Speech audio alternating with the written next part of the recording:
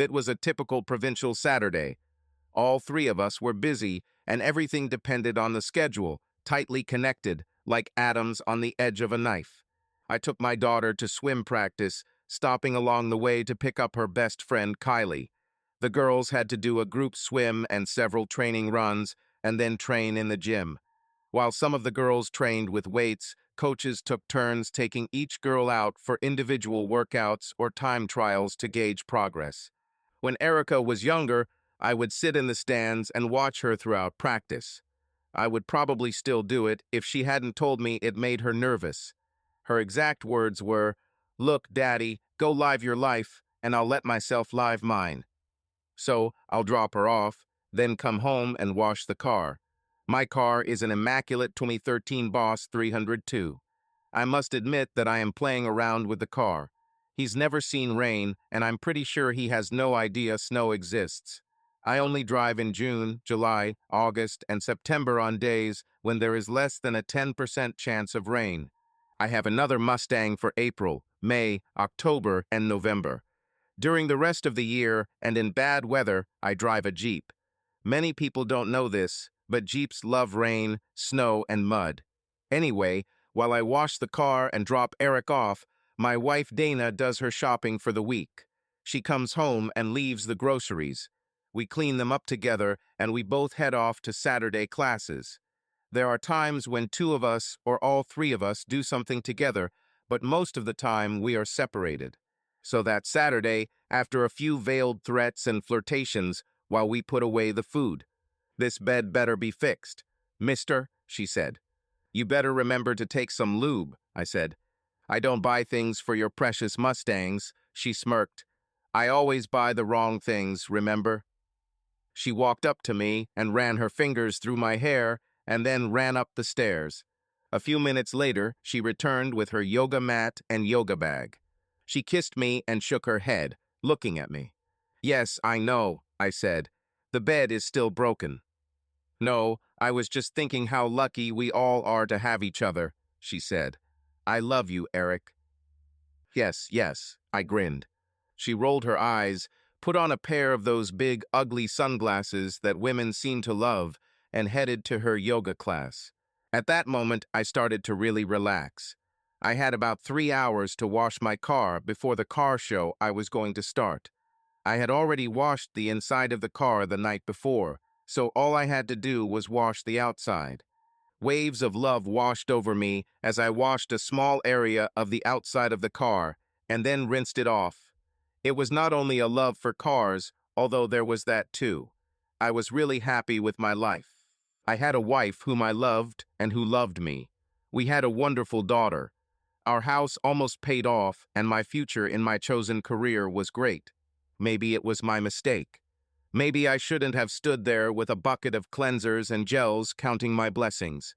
Perhaps my thoughts about the love of my life were too tempting for a whimsical fate.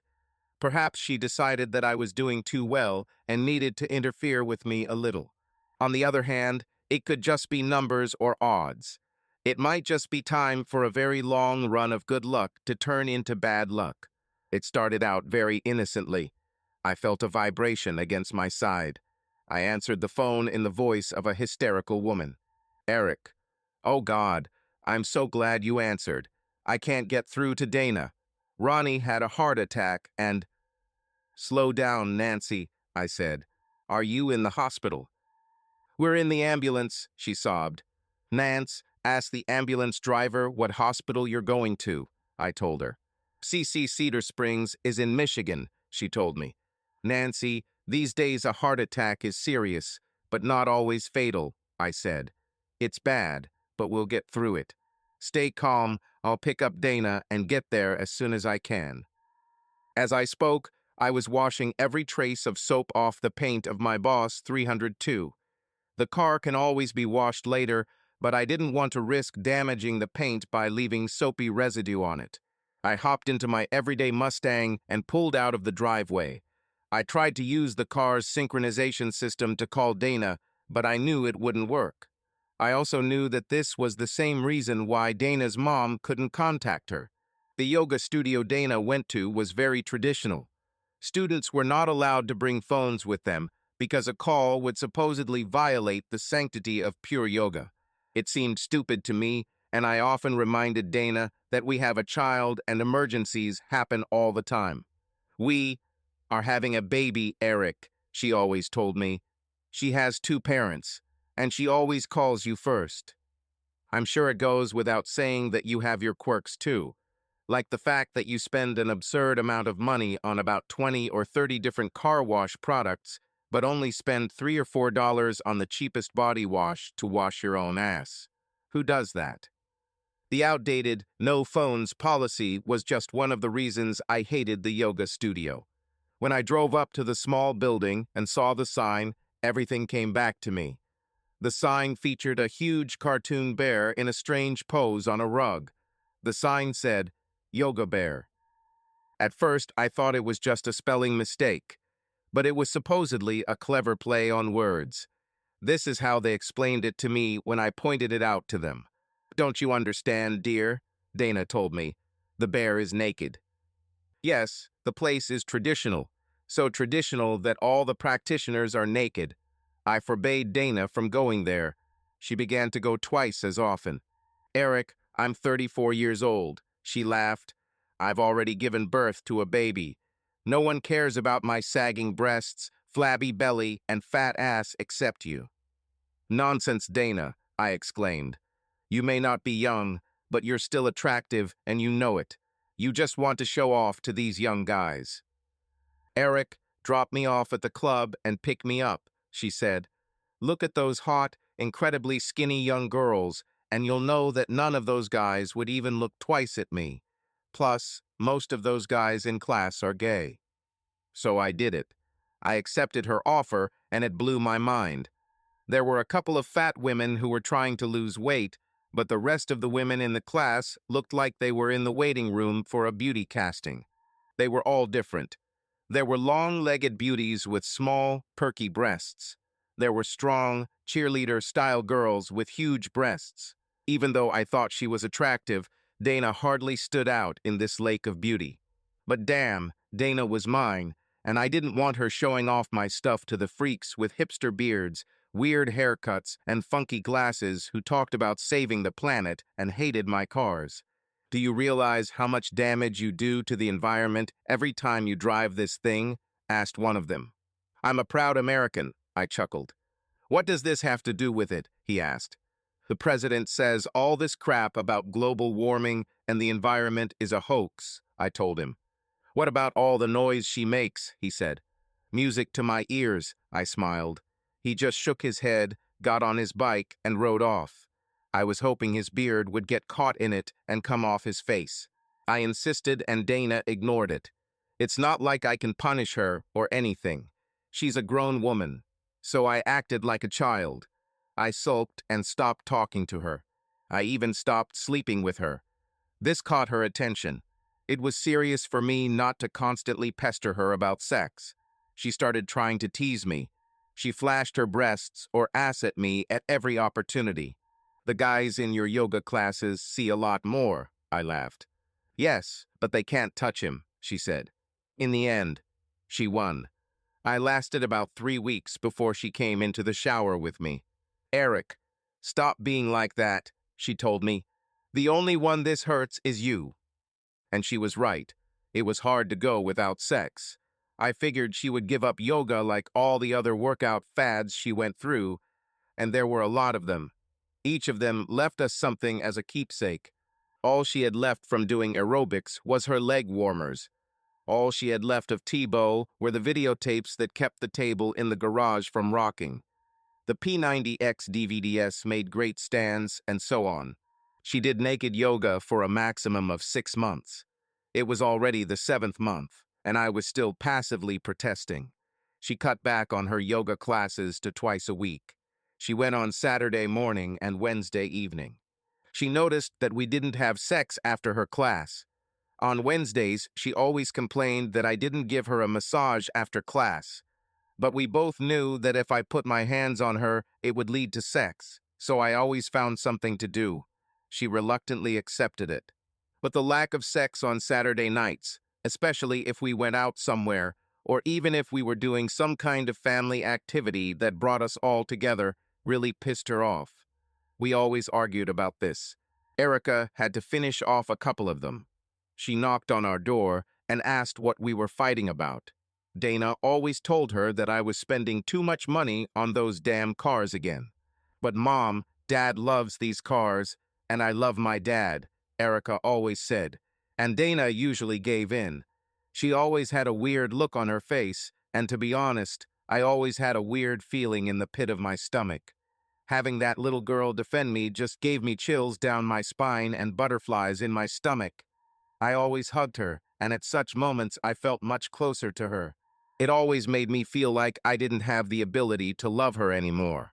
My heart felt like it was breaking from the amount of feelings I had for my daughter. I mean, damn, I love Dana, but I would literally die for Erica. I always carried her back to bed, even though she was 10 years old and supposedly incapable of doing such things.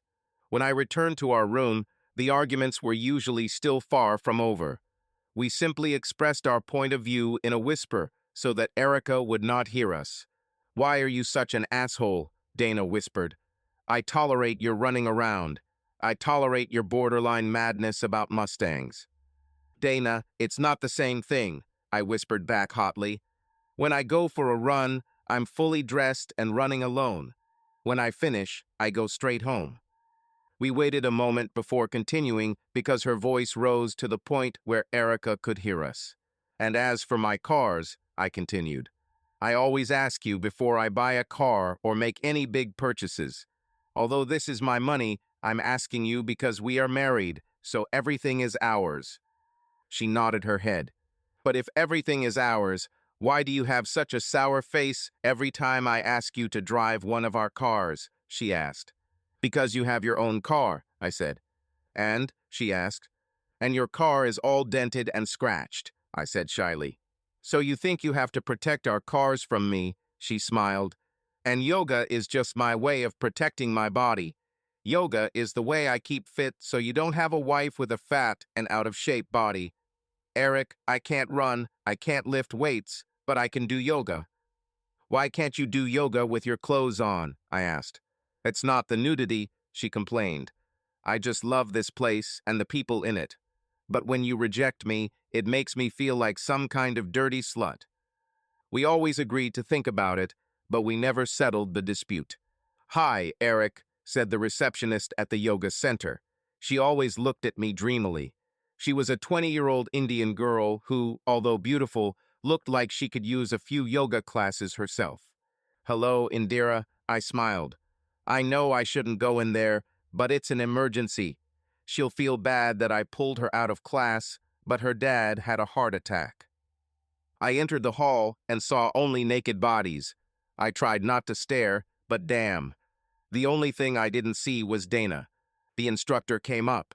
He was one of those thin, hairy, almost androgynous types with very long hair and a beard. I couldn't remember his damn name to save my life, but when Dana and I talked about him, I always called him Jesus. "Eric, Dana is in the office getting one-on-one lessons from the guru," he said with what sounded like respect or perhaps desire. He looked at me like we were friends or something, like I could actually be friends with a long-haired yoga monkey who hates my cars, only eats vegetables, and rides his bike everywhere. "Keep this between us," he whispered. "Dana is trying really hard to fit in, but this is a very advanced class, and she's not really at that level yet. So instead of disrupting the class, the guru gives her extra lessons to help her catch up with us while we do more difficult poses." "I won't say anything," I lied, intent on getting my guts out as soon as possible, hoping to get her to quit smoking and go to a yoga studio where she could keep her damn clothes on. He pointed to the door behind. Just before I got there, my phone vibrated and told me I had a message. I looked at him as soon as I approached the door. It was from my mother-in-law, who told me which room my father-in-law was in. I opened the door and everything caught fire. Luckily, I still had my phone in my hand. With 2 taps, I put my iPhone into HD video mode and started recording. There she was, my wife, the plump love of my life, doing a really difficult yoga pose with an older Indian guy. They both strove for nirvana until my loud, cold words broke the spell and deprived them of bliss. "Hi, guys," I said that the door needed to be opened wide enough so that all the yoga students in the class could see what was happening. Their eyes widened, expressing surprise and more. "What yoga pose is this?" They quickly tried to move away from each other, and in doing so the guru pressed too hard on Dana's outstretched leg. She screamed and fell heavily to the floor, writhing in pain. He looked at me and at the shocked faces of all the yoga students in the open door. Dana, even through the pain, had the presence of mind to try to get out of it with lies. "Eric, baby," she moaned, "it's not what you think." "What is this, then?" I growled. I mean, I'm probably no expert, but it felt more like sex than yoga. "Eric, I know you don't look good, but what you think you saw, you didn't see," said the guru, a balding, middle-aged Indian man I had met a couple of times before. "Oh my gosh, he's quoting Will Smith," I said.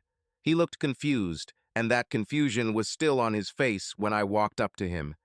Realizing his danger and my irritation, the guru jumped back, landing on the balls of his feet in a pose reminiscent of a karateka. When my fist hit his face, his neck bent back to absorb the impact and his body followed his head. The guru fell heavily and spat out a couple of teeth. My hand hurt so much that I never wanted to hit anything again. As I turned to leave, I stopped halfway and turned back to Dana, who was moaning on the floor, clutching her thigh. "Eric, I'm sorry, honey," she whined. "Eric, my leg really hurts. I think I need to go to the hospital."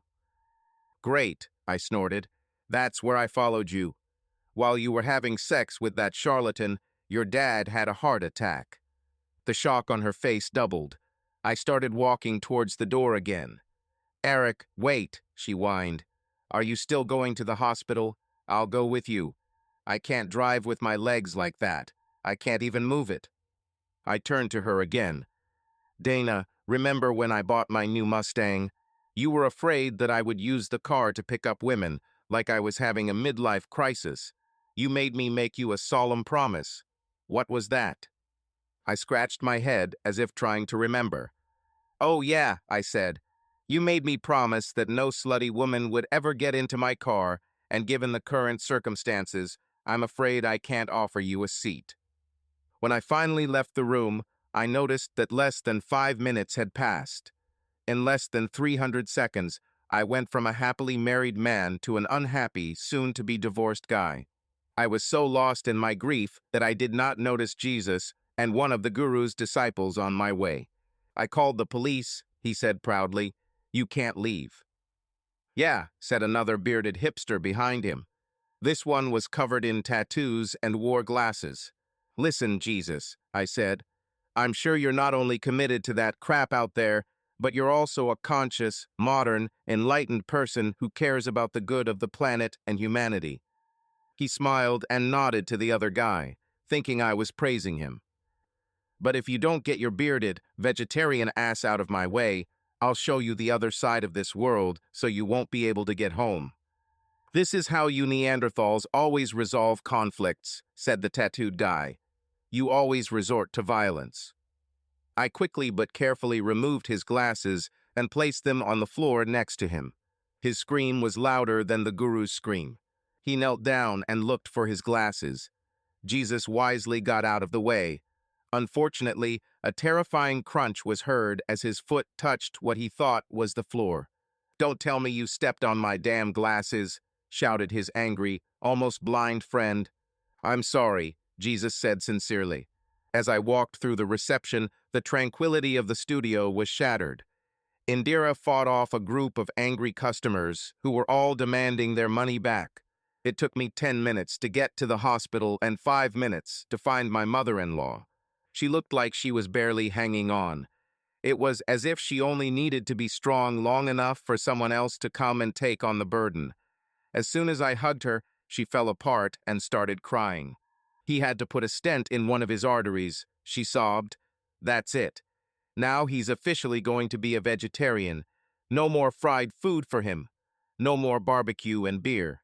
No cutlets, no chips, no sauces, no snacks. None of that unhealthy stuff. I squeezed it and nodded. Better wait until he's fully recovered before telling him that, I smiled. Why? She asked. It doesn't really matter what he thinks. I'm determined.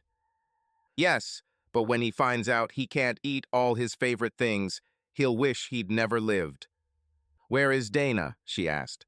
She was at yoga, I told the truth. I told her what happened, and then I came here to be with you.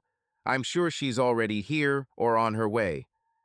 You're a good son-in-law, Eric, she said, hugging me. About half an hour later, the surgeon came and told us that everything was fine. My father-in-law will make a full recovery and, with some strict dietary restrictions and gentle exercise, will be able to live a long, fulfilling life. She suggested that he should stay away from work for 3 weeks to a month, longer if his job involved physical activity. At this point, my mother-in-law started asking her questions, and the surgeon looked annoyed. She took off her surgical cap and mask, and I recognized her. She was a beautiful but aged Indian woman whom I had seen a couple of times before. I just couldn't remember where. After the surgeon left, my mother-in-law and I went up to the room.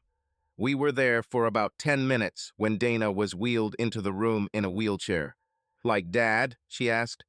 What the hell happened to you? Asked her mother. Dana looked at me pleadingly before answering. I pulled my upper thigh muscles in yoga, she said. Like Dad? Her mother told Dana about her father's condition, but Dana didn't take her eyes off me. I was racking my brain trying to figure out how to get out of there.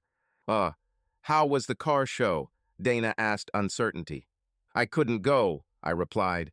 Your mom called me, and some things are just more important. Hey, you always put family first, Dana said. You can forgive people for anything. Sometimes things just happen, and we have to stick together and move on. As long as we stick together and forgive each other, everything will be great. Dana, what are you talking about? Asked her mother. Eric knows your dad wasn't going to have a heart attack to stop him from attending the car show. No one owes anyone forgiveness. You're not speaking clearly.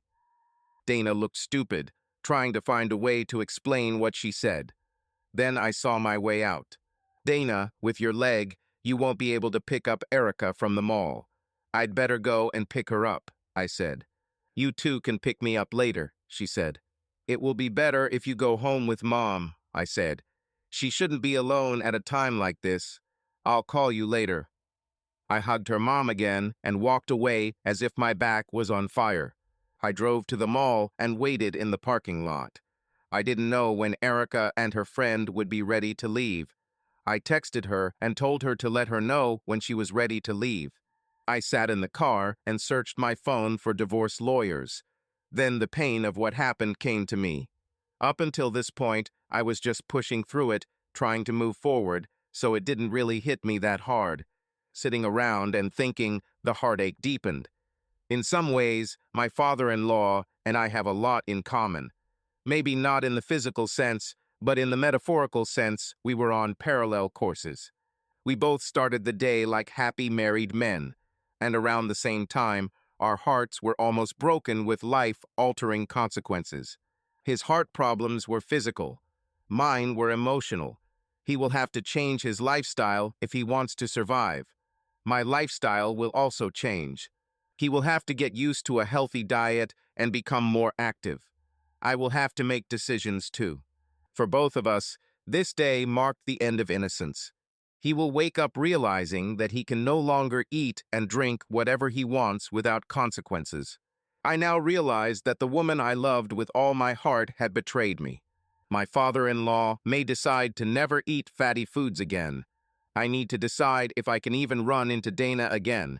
Just remembering her face and smile, it seemed unlikely that I would want to sleep with her again. In fact, when I thought about Dana, she was no longer the woman I loved. I thought of it the same way as a problem at work.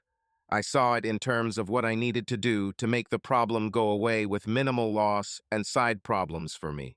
I just felt empty. It felt like the place where my heart used to be was now empty. Or perhaps the heart that used to fill this space has simply stopped beating. As I scrolled through my iPhone screen, the number of lawyers and law firms was ridiculous. How the hell do I choose one? I was getting sick of the prospect of making a list and making appointments with 5 or 6 of them, driving around meeting them. Then the realization came to me. The reason there were so many divorce lawyers listed was because there were so many divorces. I wasn't special. I was just another statistic. The world at large will not stop because I want to end my marriage. Hell, the world won't even slow down. The truth is, the world won't even know about my upcoming divorce and won't care anyway. I'll just become another unhappy divorced guy. There are millions of them in our country. One more, one less, it doesn't matter. My phone rang while I was sitting there. I answered, thinking it was Erica. "Eric, honey, I'm so sorry," Dana whined. "Please forgive me. I don't know how it happened, but I swear it won't happen again." I was silent. The silence over the crystal clear connection was deafening. I could hear her breathing. I swear I could hear her heart beating. "Dana, was this the first time?" I asked. "Not really," she sobbed. "This isn't even the first time with him, right?" I asked. She took a deep breath, and I got my answer. "Honey, it doesn't mean anything," she said. "It's nothing. It was just an experience. Just a way to try something new and fill time." "No, Dana, that means something," I said. "It means that the woman I married is a cheater. This means we probably won't be together for a long time." My heart must have been beating so loud that my mother could hear it. Pain rushed through me. I've never been hit in the stomach, but this must feel similar. I could barely breathe and felt like I was going to throw up. "What's wrong?" asked my mother. I didn't want her to know what was going on. I didn't understand this myself. "Nothing, Mom," I lied. "Eric and I were just talking about how lucky we are that Dad is okay." I tried to call him again 2 hours later. He didn't answer his phone or his home phone. In desperation, I called my daughter Erica. "What?" she said, answering the phone. "That's not how they answer the phone, young lady," I said. "Oh, hi, Mom," she said. "I was tired after all the swimming and then all the walking around the mall." "Where is your father?" I asked. "He's outside washing his car and talking to himself," she said. Even at 10 years old, there was concern in her voice. "I don't think he feels well." "Can you ask him to answer the phone?" I asked. "Mom, you know how he reacts when he washes his cars. I'll tell him to call you when he's done." "Bye," she said, hanging up. I was so angry. The problem is that Eric spoiled the girl to the point where she simply did whatever she wanted without fear of consequences. I sat by the phone, waiting and hoping that it would ring. My injured leg began to throb. I took painkillers and passed out. When I woke up the next morning, the house was empty. My leg hurt terribly. I immediately understood where I was and why. The painkillers probably took a lot longer to put me to sleep than I expected, because the sun was already up, and it must have been early morning. Suddenly, I felt a chill run down my spine. I had no idea where my mother was or where Eric was. I assumed that Eric had probably missed his morning run and would blame me for it too. I dialed his number, and it went straight to voicemail. This scared the crap out of me because I knew Eric had pulled a really nasty trick on his phone. Eric's phone usually rang several times before it went to voicemail to give him a chance to answer even if he was busy. If the call went straight to voicemail, it meant the number was blocked. It also meant that I could leave as many messages as I wanted, but they would all be deleted immediately and Eric would never know I called. I called my daughter again. Her phone rang for a long time before she finally answered, and I could tell she was angry. "Yes, Mom," she said in such a cold tone that it belongs in the refrigerator. "Erica, where are you?" I asked. "Dad took us." "Well, you know Sarah from the swim team and her big sister, who's such a girl, to the movies while he was running around. Then he is going to the hospital to visit his grandfather. Did you know that this grandfather had a heart attack? Anyway, when the movie ends, Sarah's mom will pick us up, and Dad will pick me up from Sarah's house. Bye, Mom." I decided then and there that when this was all over, Erica and I would need to talk. I know all about being a daddy's girl. I was once one of them. But Eric spoiled the girl to such an extent that she seemed to only obey him. And since he always deferred to her, it was like a 10-year-old child was running our house. This morning was a prime example of this. Eric quickly arranged for Eric to have something to do so he could go out and run, but neither of them thought about me.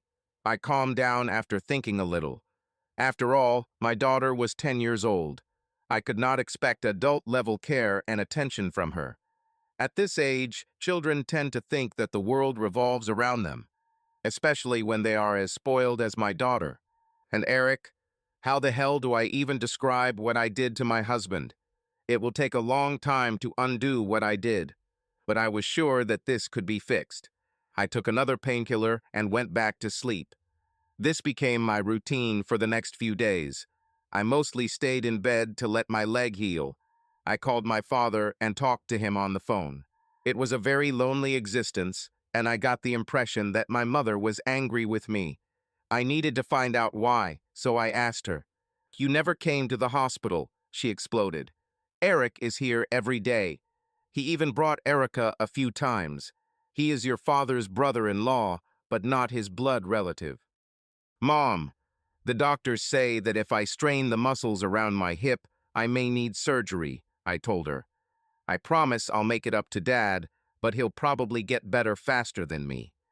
In desperation, I turned to my best friend, Peggy, for help. I told her everything without hiding anything. The idea was for her to go and talk to Eric on my behalf. "I think you're taking this whole situation too seriously," she said. "I think you need to divorce him. Remember why you married him in the first place. Isn't it because you love him? Hell, divorce him. It will give you the freedom to sit on your butt straight and do whatever you want as long as he supports you." "It won't work," I said. "Eric earns more than me, but not so much that I'm entitled to more alimony." "The first thing you should do is quit your job, you idiot," she said. "Why would you work when he can do it for you?" I looked at her like she was crazy. "Why the hell does he put up with this?" I laughed. "You've lost your touch, girl," she said. "You only married him because you got pregnant in the last month of college. You've been playing this game for too long. You're starting to think this is your real life. You are going to leave him in a couple of years when the child could take care of himself, remember? And by the way, you're lucky. You can cheat this idiot out of child support payments. He loves this child enough to pay the maximum possible child support. And I'm ready. I bet that every time you tell him you need something for the baby, he'll put in overtime and pine away trying to get it. You can just make up things for the baby every time you need something. He'll never know. Men are so stupid. Your child is 10 damn years old, and he still hasn't realized that she's not his child at all. What a fool." She was still laughing when I heard the door downstairs slam shut. "Peggy, shut up," I said. "My mom is home. She doesn't need to know about your stupid ideas." "Why are my ideas stupid?" she asked. "Think about it. If you do as I say, you can have as many men as you want, whenever you want, and you'll have a man to take care of your daughter. What do you have to lose?" "That's it," I exclaimed. "I did something stupid with my yoga teacher. Think about it. Inside the studio, he had all this power and mystery. He seemed larger than life. Everyone there seemed to worship him. And then there was the fact that, you know, I've never been with a man from another country, and you know what else? Eric has been taking care of my daughter since before she was born. He will die before he lets anything happen to her. I don't need anyone else." "What about the whole secret from the yoga guy?" she giggled. As soon as Eric walked into that room, I realized that I had done something stupid. I hesitated. "And what?" she laughed. "It's not funny, Peggy," I said. "Eric loves me. I mean, I'm like his whole world. I offended him greatly. I was wrong. So maybe I should come clean." "Don't do that, fool," she hissed. "If you think this is bad, the guy would never talk to you again if he knew how many times you cheated on him." "What I meant was that I wanted to confess to you, Peggy. I said. I am, she laughed. I already know all your secrets. No, you don't know, I said. The truth is, I love Eric too. Everything has changed over the past 10 years. My needs have changed. I think I've matured. It just took me a while to realize it. And before this happened, I hadn't cheated on him for more than 5 years. Are you fucking kidding me? She was laughing. I mean, he's cute, but he's normal as hell. He's like, Dad. He's my daughter's father, and we both love him, Peggy, I said. I can find guys like him anytime I want, she said. No, Peg, I laughed. You borrow them. They get a piece of you and give nothing in return. Have any of these guys ever hugged you and held you after sex? No, they just go back to their real lives and tell all their friends about the woman they just seduced. If your car breaks down or you get sick, does anyone care? When you're just down, Peggy, you can probably get a lot of guys to entertain you, but who do you have who will just hold you? Who remembers your birthday? Who loves you, Peggy? For a while, neither of us said anything. Peggy, neither of us can fit into our old cheerleading outfits, I said. For some reason, Eric doesn't see this. He still thinks I'm hot. He gets jealous when other guys even look at me. This man will love me forever. And I just broke his heart over an affair. I'm so stupid. Okay, let's change plans, she said. We need to find a way to get him back to you. A few minutes later, the door slammed again, and my mother shouted that she was back. I see Eric came in, she said. What? I said. He said he was going to bring you some clothes, she said. Left them on the sofa downstairs. Or didn't you have time to talk about clothes? Mom, I would never allow such disrespect for your home, I said. Dana, if you want to give me another grandchild, I wouldn't mind, she said. Erica's already 10 years old. I think it's time. You don't want to wait until all your eggs are dry.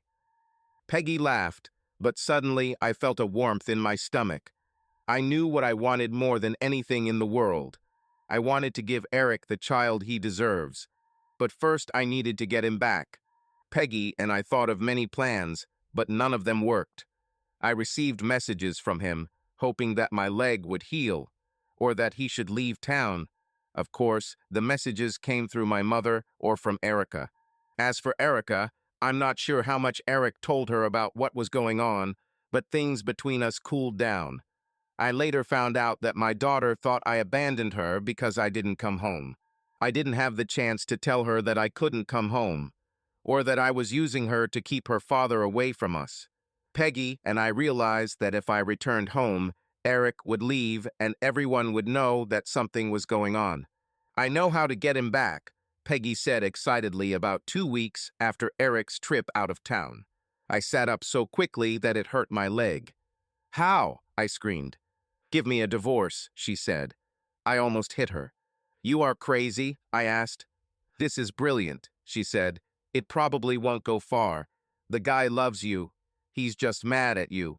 If he thinks he might lose you forever and lose your child, he'll beg you to drop the divorce suit. On the other hand, if this goes further than we think, you will have to meet with your lawyer and his, and then you will ask for a private meeting face to face. If he refuses to meet face to face, then you will get your lawyer to demand counseling. How do you know so much about divorce? I asked. I went through 4 of them. She grinned. You're lying.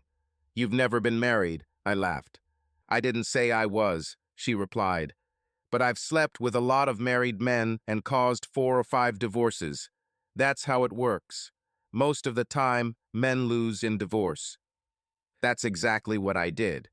I found a guy Peggy knew who had just graduated from law school to apply and act as my lawyer. We assured him that things would not go far. There will be no legal proceedings. But, of course, everything didn't go as I planned. I don't know how it all happened. I don't know why the hell I listened to a woman who had never been married and never loved anyone but herself. But I did. Everything went like an exploding barrel of shit rolling down the hill. Eric was called to work. From the very beginning, I had a bad feeling. We hired a gum-chewing blonde bailiff who was supposed to be a shark. My lawyer was there to videotape it so I could see it. She approached Eric and asked his name. He smiled at her and said his name. She told him that he had received a summons. I saw a tear on his cheek. I think it affected her. I know it affected me. He wiped away a tear and took the envelope she held out. He thanked her and shook his head. She found it interesting. She cheated on me, but she's asking for a divorce, he said. She hugged him, and I got angry. This bitch had to be a shark. She even gave him her business card and told him to call her when he got over it. I was going to strangle her. My lawyer asked for a meeting. Eric's lawyer refused. He wanted to go straight to the judge or to arbitration. My lawyer requested a consultation. Eric refused to attend. My lawyer thought Eric had made a huge mistake. The court agreed and required Eric to attend counseling sessions. Eric categorically refused, and the judge immediately scheduled a hearing on the matter. Peggy and I were almost gleeful in anticipation. My lawyer told me that the judge would force Eric to undergo counseling so we could work out our differences. I was ready to go home. I felt the anticipation of victory. I was sure that in about a week I would be back in my own bed. I knew it would take some time, but eventually Eric and I would work towards having a baby. I almost went somewhere, but it wasn't home. I almost went to jail. I dressed up to show Eric what he could be missing out on. I did my hair and makeup. I wore a dress that Eric liked, and that showed off my figure. Eric walked in, and he looked terrible. I was pretty sure he slept in his clothes and cried for me for weeks. I smelled victory. But I was deceived from the very beginning. My lawyer stood up and began his statements. He seemed nervous, but gained confidence as he spoke. The judge nodded as if he had heard everything my lawyer said at least 50 times this week. He laid out a list of my requirements with consultation and a personal meeting top of mind. He talked about how Eric refused to communicate with me and how I steadfastly refused to divorce. But if the divorce did happen, there were a few very basic needs, including reasonable alimony, child support, and a home. At this moment, the real game began. Eric's lawyer raised his hand like a schoolboy. The judge stopped my lawyer, and Eric's lawyer asked me to come to the bench. The judge allowed it, and I got that same uneasy feeling in my stomach again. The judge looked at me, then at my lawyer, and he looked unhappy. He called us all to his chambers. We sat around a huge table there, waiting for the judge. "Hi, honey," I said to Eric. He pretended not to hear me. Before I could say anything else, the judge came in, and he was angry. He had the biggest cop I've ever seen with him, and he was standing at the door. "What the hell are you trying to pull off, Mr. Piers McCaffrey?" he asked my lawyer. "Why are you in my court pretending to be a lawyer?" I almost died from shock. "Your Honor, I am indeed a lawyer," he said in a hoarse voice. "I graduated in the middle of the bottom of my class and received my diploma last." "But you haven't passed or even attempted to pass the bar exam," the judge shouted. "You should not even use the word court, let alone attempt to practice law in one. You have committed fraud. The bailiff will take you to jail now. You should hire a real lawyer." "And you, miss," he told me, "for attempting to deceive this court." Eric's lawyer then intervened. He told the judge that given the unusual circumstances and the fact that we were not in a courtroom where recordings would not be allowed, he wanted to play the recording for him. "Let's go," said the judge. Eric's lawyer played a recording that I didn't even know existed, but even listening to it, everything became clear. I prepared this trap for myself. It wasn't my mother who slammed the door that day. Eric actually brought me clothes, and he heard everything. He knew everything. When the recording ended, I looked across the table at him. I looked into his eyes and saw nothing. All the love and playfulness that should have been there was gone. "Eric, I began, my voice hesitant. "You don't know everything." "What else do I need to know?" he asked. "You didn't marry me because you loved me. You married me so I could raise someone else's child. And you cheated on me all this time. If I hadn't caught you, you still would have left me as soon as Erica was old enough to take care of myself." "Eric, you don't understand. Of course, it was like that initially, But over time, I I knew how bad it looked. "There you go, Dana," he said. "You fooled me. I loved you like there was no tomorrow. I loved our life. Little did I know it was all fake." Unwittingly, he broke my heart, but I knew there was nothing I could do or say to convince him that my feelings had changed. "That's one of the worst things I've ever heard," the judge said. "Young man, I cannot give you back the years you wasted, but I can give you freedom. Your divorce is approved. There is no alimony awarded, and for the first time, I will offer the guilty party a choice. Young lady, would you rather go to jail for fraud or give up your rights to the family home?" he asked. "He can take the house," I said. He nodded. "Eric, I know you probably don't care, but it's going to be hard for me to tell Erica that we're getting a divorce. I'll need time to tell her about you." "Don't do this," he said. "What do you mean?" I asked. "Do you know who her father is?" he asked. "Eric, this was my first time away from home," I said. "I behaved completely uncontrollably. I chose you because you were really cute, and you were. The only one who didn't run away when I told you." "How do you know she's not mine?" he asked. "DNA test 2 years ago, when she was in 4th grade," I said. I cried for hours. Then I decided never to tell any of you about it. "She doesn't know, Eric. She loves you. You're the only dad she's ever known. I need time to tell her." "Don't do this," he said again. "It's enough for one of us to be heartbroken and lose everything. I will pay child support and we will share custody. We will alternate weeks." "But why did you?" I started. "I love her too," he said. "She's all I have left. I want her to have the best childhood. We will tell her the truth when she grows up." "Well, what about divorce?" I asked. "Could we?" He just shook his head. "She has a lot of friends whose parents are divorced," he said. "She can handle this easier than." The judge looked at me as if I had just crawled out from under a rock covered in mud. "If I see you in my court again, for any reason, even if you're the plaintiff, you're going to jail. For a very long time," he muttered. I wasn't sure if he was talking to me or to himself. But even as I walked out of the courtroom, the only thing on my mind was to start planning how to get my husband back. Despite how much I hurt him, Eric's love and compassion showed through. His decision to not only continue to be in my daughter's life, but also to pay child support for a child who was not his, spoke volumes. I knew this man better than anyone. I knew that at that moment I was the last person he wanted to talk to, so I decided to give him time and space to get over it before I tried to win him over again. "It was a trap," Peggy hissed as I left the court. "What are you talking about now?" I asked. "I had a few minutes to talk to Mitch in his cell," she said. "He thinks it was a trap. Eric and his lawyer planned it all. Think about it. Why didn't he file for divorce? He already had all the evidence he used to pin you against the wall. So why did he wait? Because deep down he still loved me, and he wasn't sure he wanted a divorce," I said.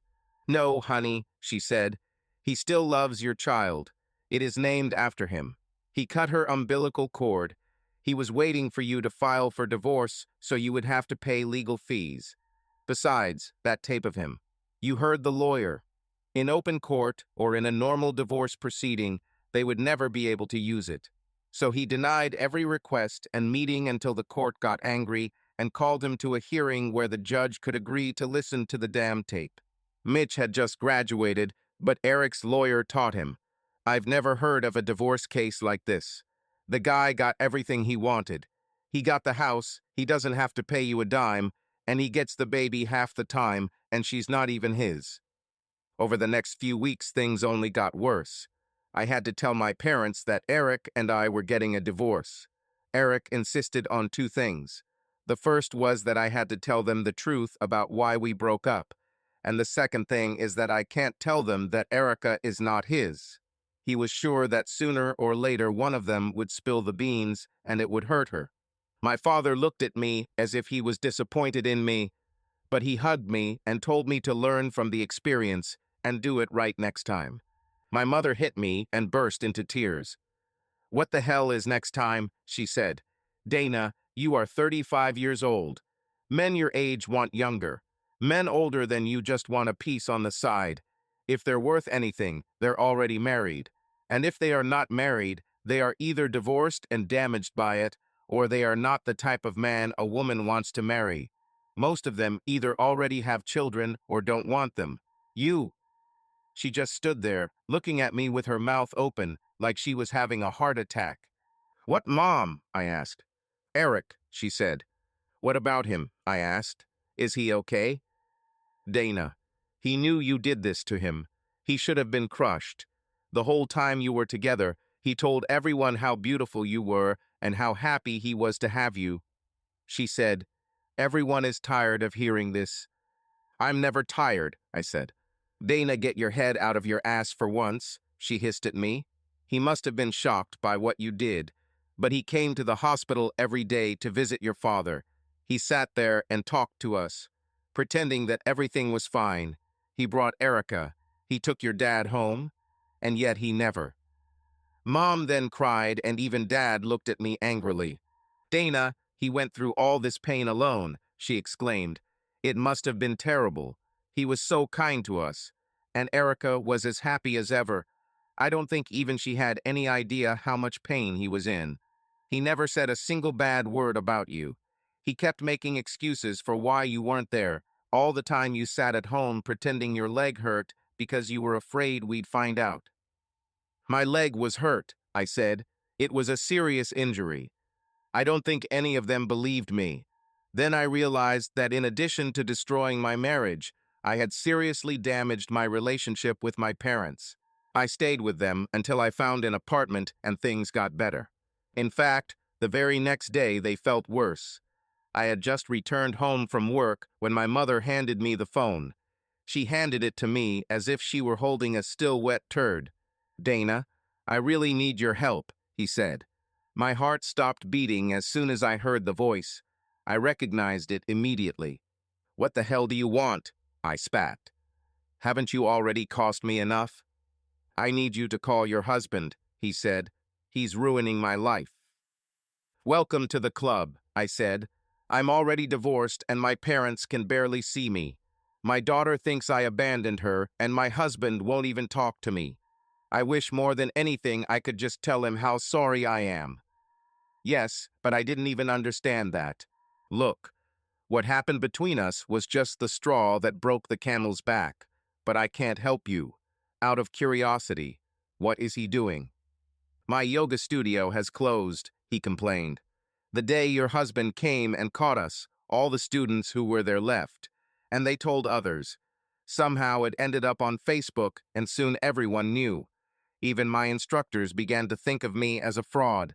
You must be licensed to teach yoga. Because of all these complaints, I lost my accreditation, and to make matters worse, your husband is suing me for ruining your marriage. I laughed at this. I was actually pleased that Eric thought losing me was worth taking someone to court. From what I've been told, this type of lawsuit rarely produces any monetary reward, I said. It's not about the money. He's suing me for only $25. But being served at home means my wife found out, and now my marriage is in jeopardy. And every time there's a lawsuit, it causes me problems. When this case was mentioned in newspapers and social media, my name was mentioned, and it was mentioned that I am the husband of a famous heart surgeon, and my wife's name was also mentioned. This nonsense damages her reputation and costs her patients dearly because no one wants to be operated on by a doctor with serious emotional disturbances. My wife's lawyers are offering him all kinds of money to drop the lawsuit and let this story die, but he won't even agree to meet with them. He seems to be in a lot of pain and just wants to destroy the world to make himself feel better. He acts like a man who has lost everything and just wants to hurt everyone else. Suddenly, I felt even worse. I didn't feel sorry for him. He was an adult and should have understood the risks we faced. But I felt sorry for his wife. She didn't deserve to have her career and reputation ruined because of her husband's actions. And their children didn't deserve to have their home life ruined, and her patients deserved a great doctor, and you can tell from my father that she was a great doctor. I don't promise anything, I said, but I'll make one phone call. Are you calling your husband? He asked, the relief in his voice obvious even over the phone. No, I said. He doesn't pick up my calls, but I'm calling someone who listens. A few minutes later, I dialed the number, and it was picked up. What now, Mom? She said. Dad is taking me and my friends to Coldstone. Frankly, for an older woman, she was beautiful. She had skin the color of creamy coffee, like many Indian women. Her deep brown eyes shone with intelligence and life, but there was sadness in them. French fries are not good for your heart, she began the conversation. I run a lot, so I can afford it, I replied. What's your 5K record? She asked. 5:30 p.m., I said proudly. Wow, you're fast, she said admiringly. Even in college, I couldn't run under 20 minutes. Her smile, despite her pain and the lousy situation we were in, proved what kind of person she was. I liked her immediately, and the fact that I actually liked her made me feel small for what happened and how I reacted to it. I should have thought better about my actions. At that moment, I realized that I was punishing the victims along with the perpetrators. This woman was no more to blame for our spouse's actions than I was, but she was again a victim. How can I help you, doctor? I asked, and it was sincere. Let me help you, she said. I know you are suffering. Me too. I will drop the lawsuit, the newspaper coverage, the entire social campaign. Everything, I said. How much will it cost me? She smiled. I have already offered your lawyers $500,000. I can't afford any more. We both knew she could. We also knew that she would make a lot more money after things settled down, but again, it wasn't her fault. How's your divorce going? I asked. We have 6 children, she smiled. We also have an old-fashioned marriage. There will be no divorce. Why do you ask? I smiled back. There was a strong attraction between us, and I was sure that she felt it. Her next statement confirmed this. If you're thinking what I'm thinking, it must be very secret, she said. It would also make us no better than them, I said. It's a shame we're better than the people we married. How much money does your husband have? I asked. I don't want a penny from you, but I want to hurt him.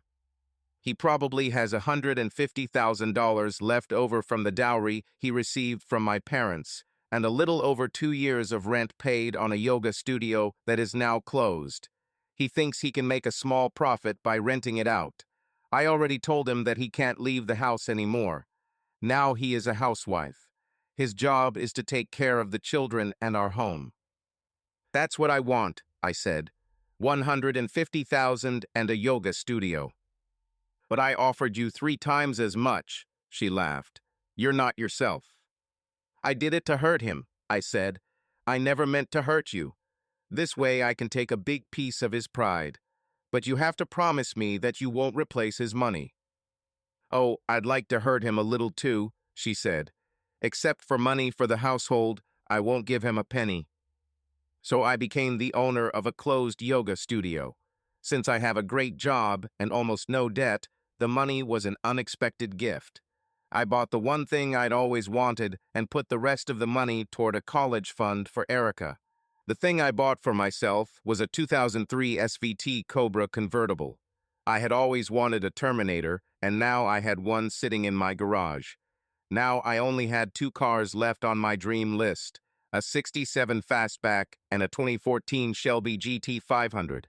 My father-in-law and mother-in-law didn't understand the passion for cars, but they were happy to see that it made me happy. They liked that I was planning for my daughter's future, although I felt some sadness from my mother-in-law. I asked her about this later. It's just hard to accept that I'll only have one grandchild, she said sadly. Is there absolutely no way? I hugged her and shook my head. She never loved me, I said sadly. If we didn't have Erica, she wouldn't have married me. I was too boring for her.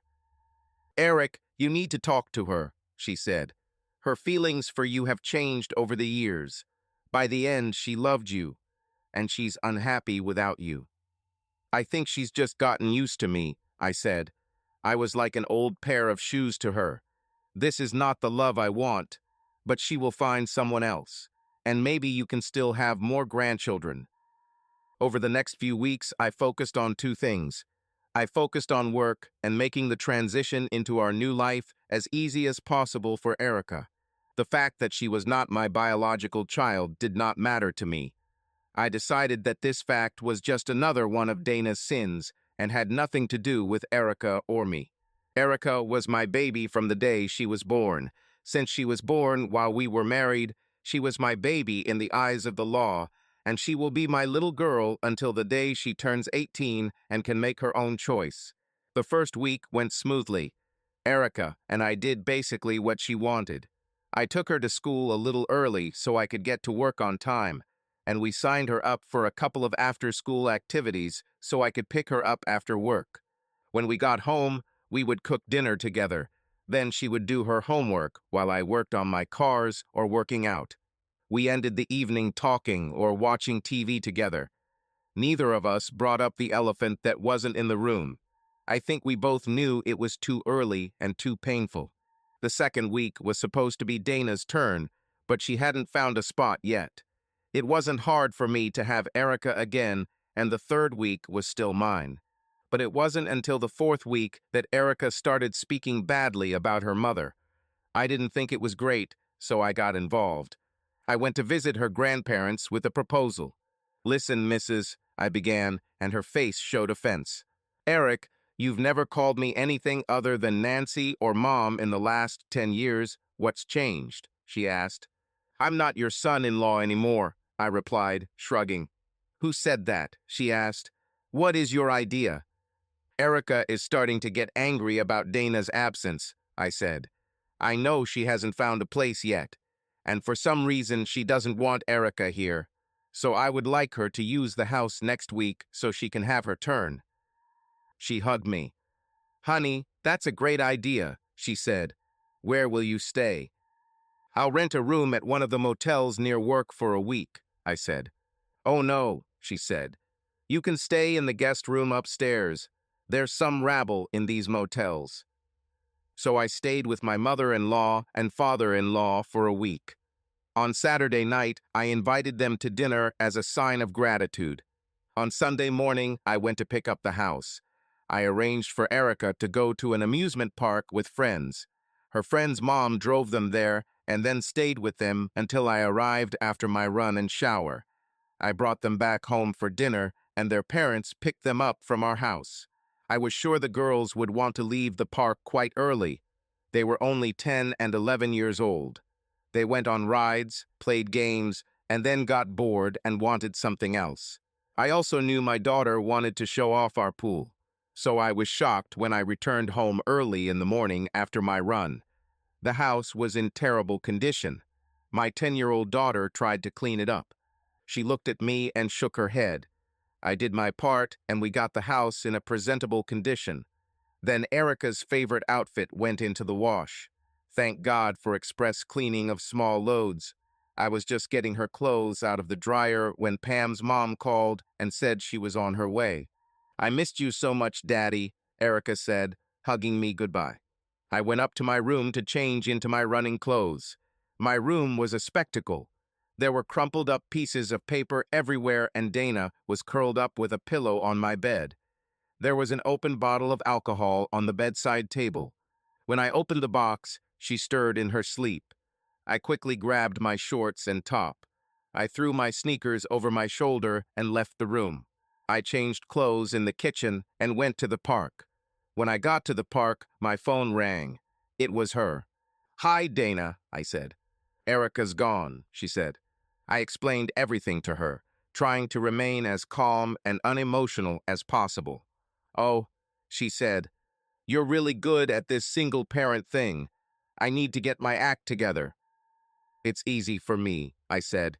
She loves you more," she cried. "I understand. I'm a bitch who destroyed my family. Have you ever thought that you feel better because you have this damn house?" For a while, neither of us said anything. Then I heard the sound of her sobbing.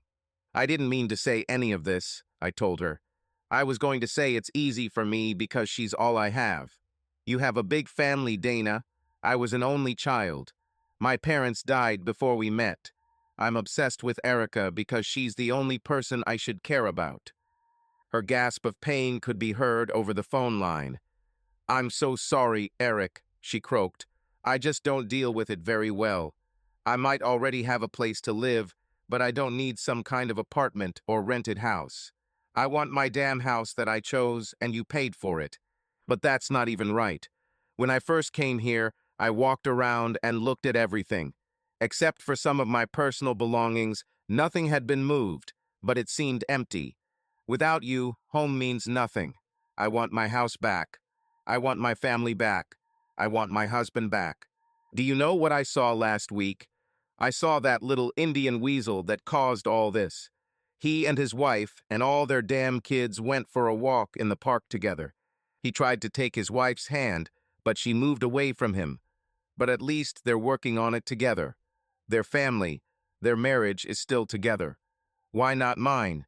This is unfair. Dana, I don't have all the answers, I said. I have to run so I can pick up Erica from the carnival in time. Okay, Eric, she said. Do you think we could ever, you know, talk about? Someday, I said. But not now. It's still too early. I'm not strong enough to deal with these feelings yet. Bye, Dana. Everything I told her was true, but it was only half of what was in my heart. I also faced my own problems with our situation. There was anger in me that was not there before. I hated Dana for what she did to me.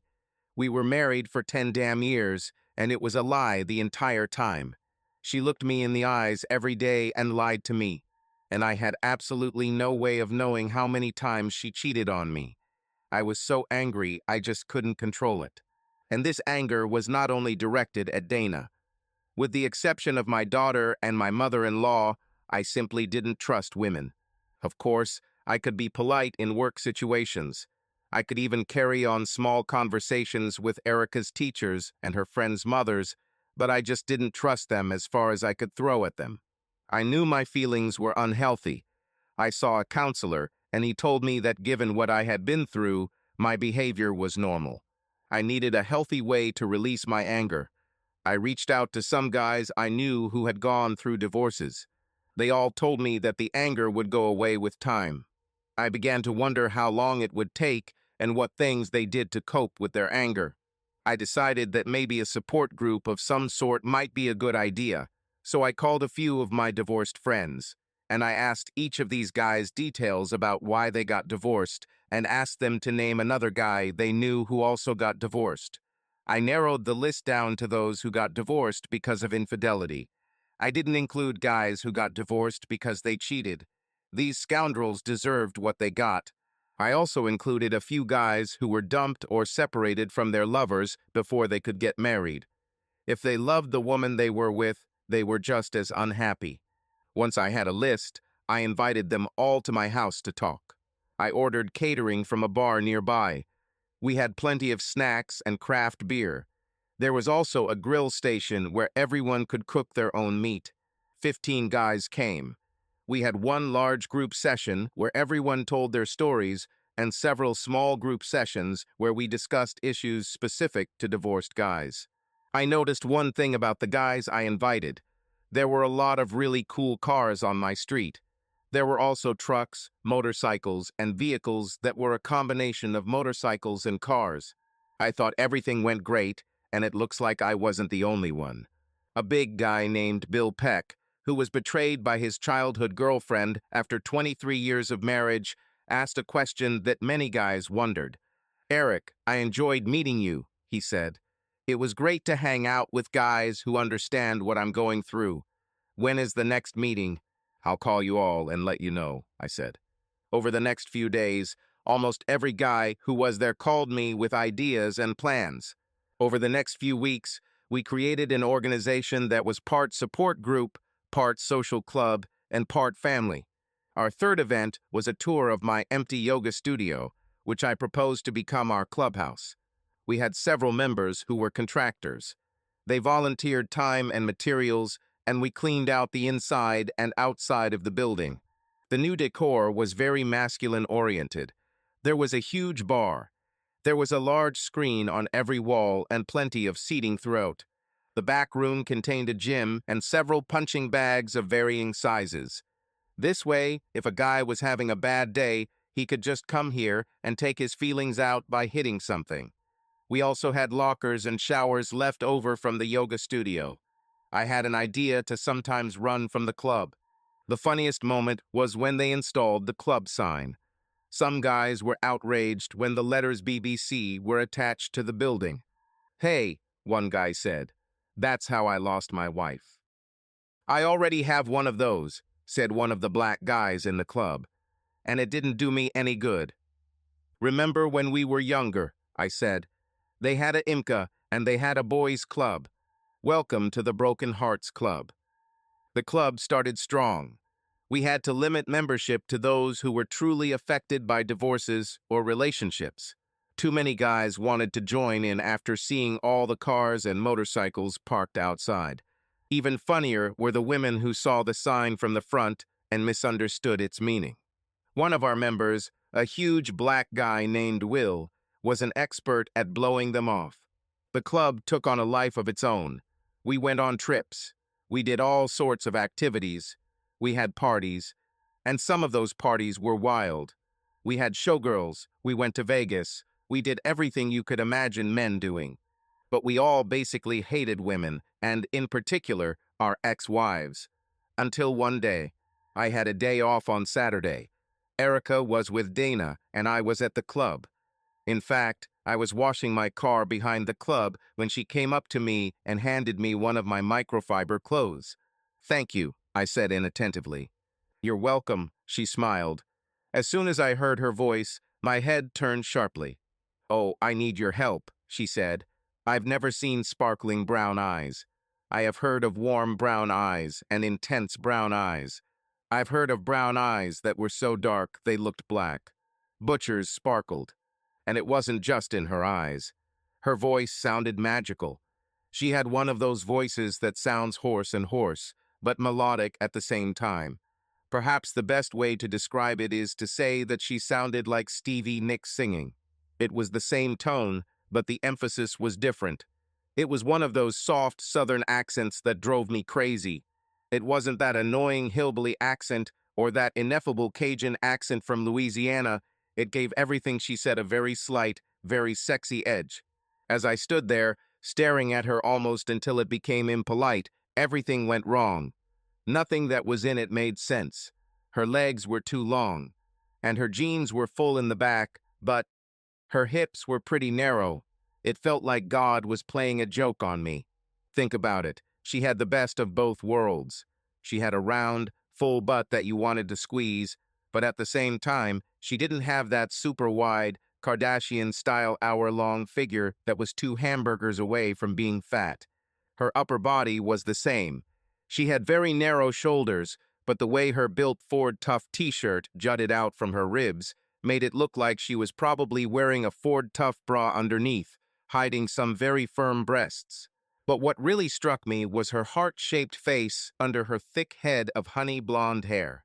I've already described her incredible sparkling brown eyes, so I'll skip them. I'll also skip her nose because it wasn't very noticeable.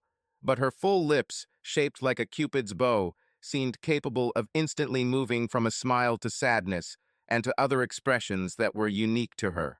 My emotional side seemed ready to say, "Whatever you want, it's yours."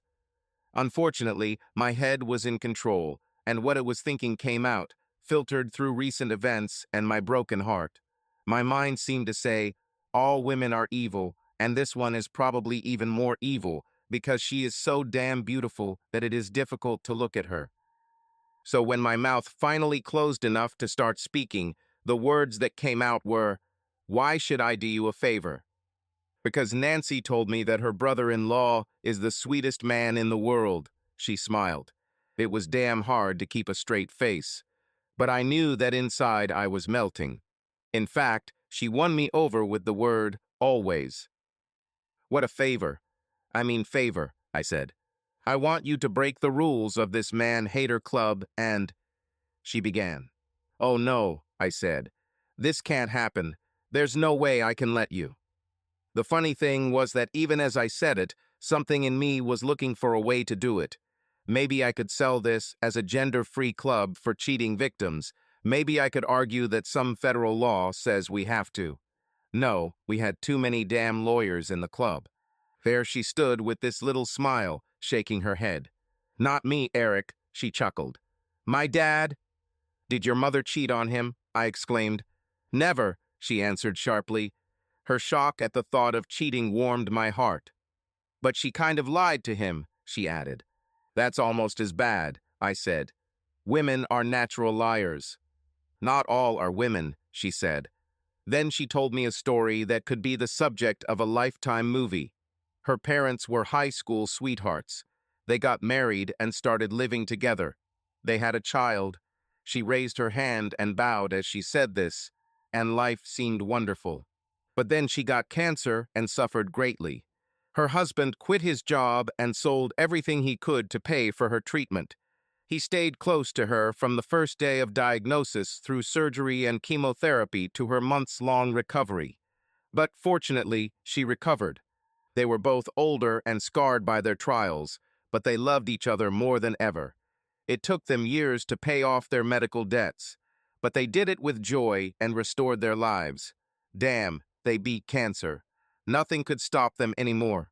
They rebuilt their savings, paid for their daughter's college education, and began planning for their retirement.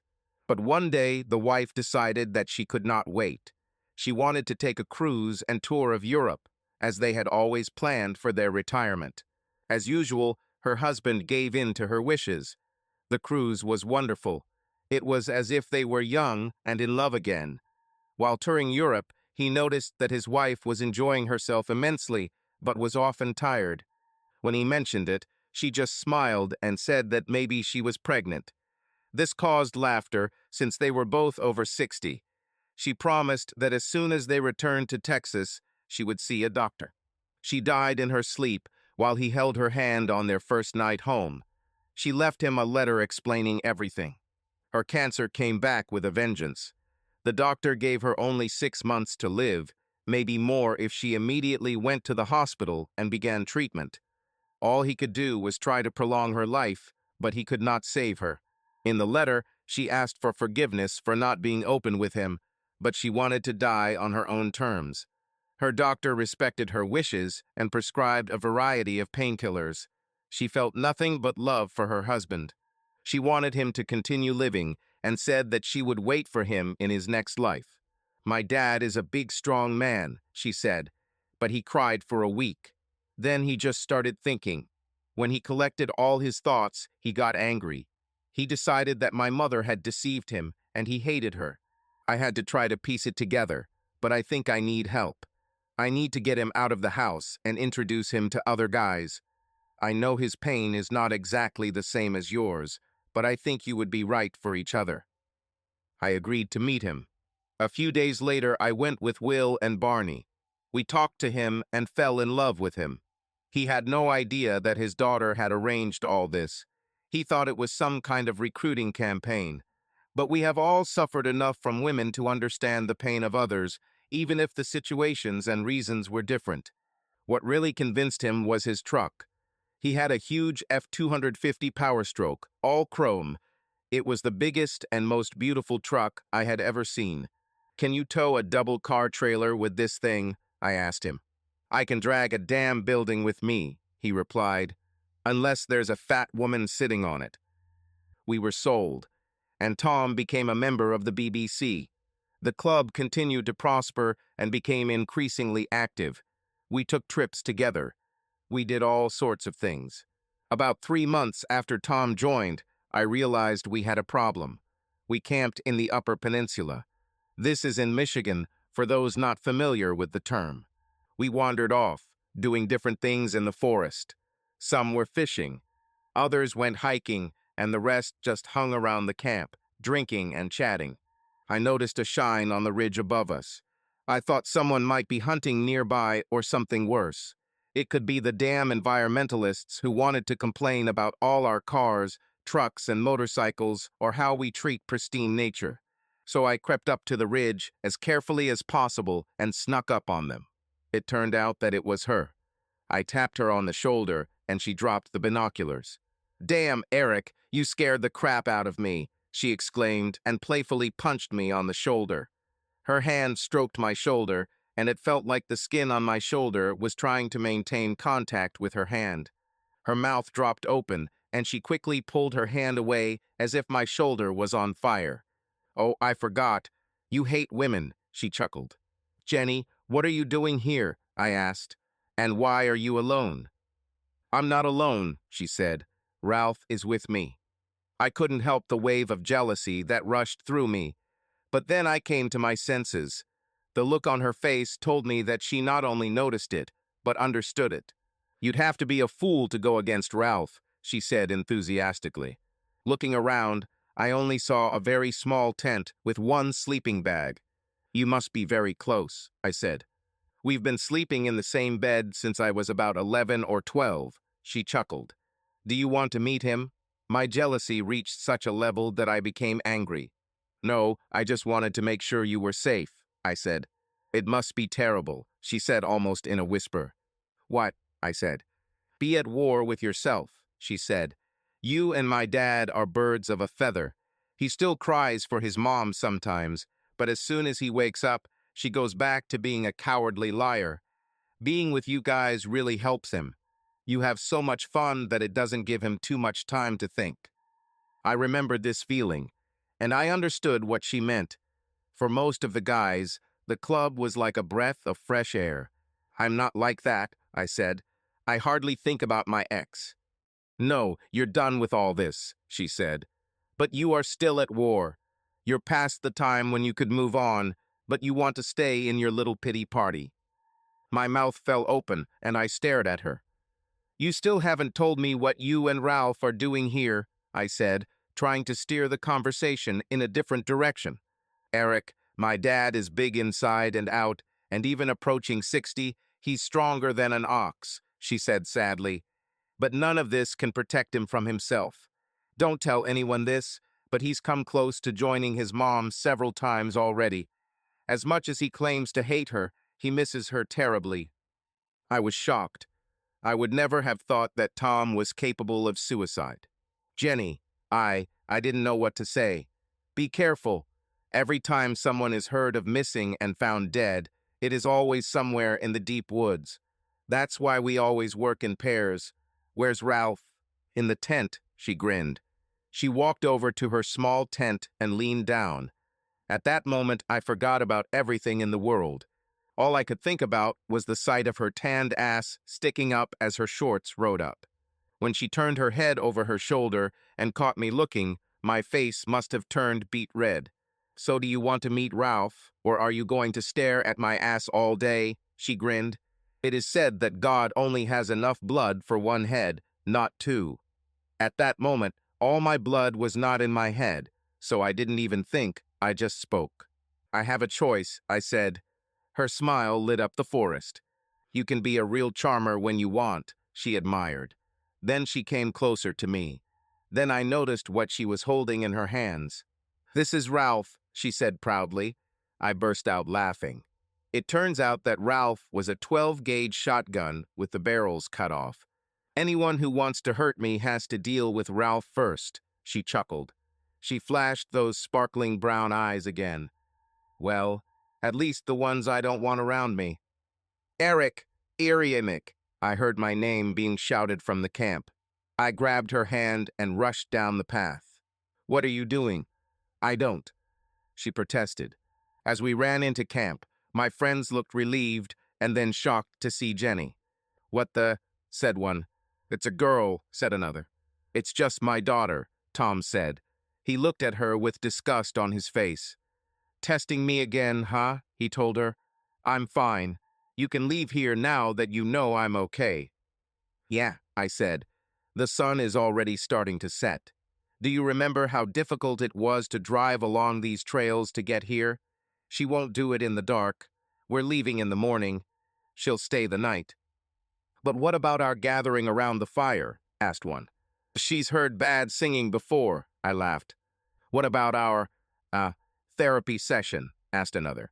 "I have a couple of classic movies in the car," I said. Her daddy's truck has a DVD player.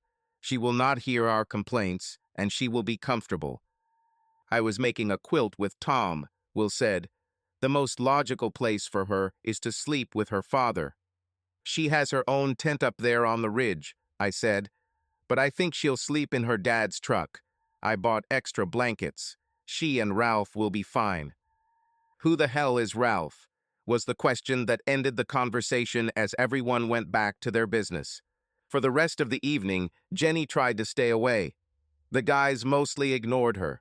She stuck close to me or her father, but mostly with me since he was upset by her presence.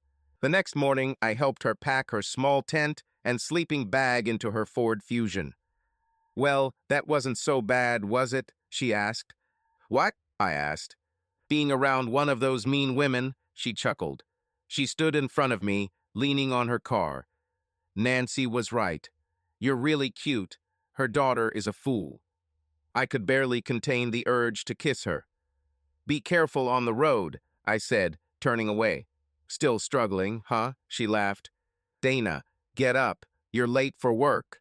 My mom's voice cut through the fog of my hangover like a shovel digging through a pile of horse manure. You don't have to go to work today, I mumbled. Took a few days off. It was stupid and selfish, Dana, she said. You have Erica next week. You could do it then. My brain was not working well at that moment. Alcohol was still in control. Why can't I just get special treatment for a few days? I screamed. Why can't I just relax and breathe? She answered me immediately. You've been getting this for 10 years, remember? She said. You divorced him, remember? Now you have to work and take care of things like everyone else. I stood up and realized that I was still wearing the clothes I had worn the night before. Dana, you're dressed like a slut and you smell like alcohol, she said. I walked past her and went into the bathroom. Mom, I'm not 20 years old, I said. I'm in my 30s. I can relax and have fun sometimes. I can handle it. It's all part of my plan. Plus, I can't do anything for a year anyway, so I might as well get it out of the system so I don't screw up again. Dana, what are you talking about? She asked. Every article on the internet agrees that it takes a man a year or two to really get over a betrayal. If I try to get Eric back too soon, it will only make him angrier at me. And now, Eric is angry. Did you know he's like the president of some woman-hating club? Yes, I knew, she said. But before this, I never knew why. Everything fell into place. Eric is too good to do something like that without a reason. You cheated on him. I thought that my mother was going to die of a heart attack. The last couple of months haven't been good. My relationship got worse. My parents looked at me like I was a clam. I was just a parasite stuck to the side of the ship, doing nothing but slowing it down and eating away at the hull. My daughter looked at me as if I had abandoned her. I tried to explain to her that Eric was to blame for me leaving the house, and I told her over and over again that I was ready to return as soon as Eric allowed it. I didn't say anything bad about Eric, but at the same time I was tired of hearing how well he was doing without me. If I hear one more time that Dad got a promotion or Dad got a raise, I will scream. Even our old friends avoided me for some reason, and the few who spoke always asked about Eric or told me about meetings with him. Didn't they understand that his absence was killing me? The only person who understood me was Peggy. After her terrible legal advice, she felt so bad that she decided to help me adapt to my new life and eventually get Eric back. Peggy suggested that I let all my wild desires out of the system. Think about it, Dana, she said. You're not cheating on anyone because you're not married. We went out a lot, so many, and I also met a lot of people. This wasn't something planned. It just happened. Peggy said I was still young and needed to get all this wildness out of the system. So after a couple of months, I'm sure it's over. In fact, I don't understand why this started in the first place.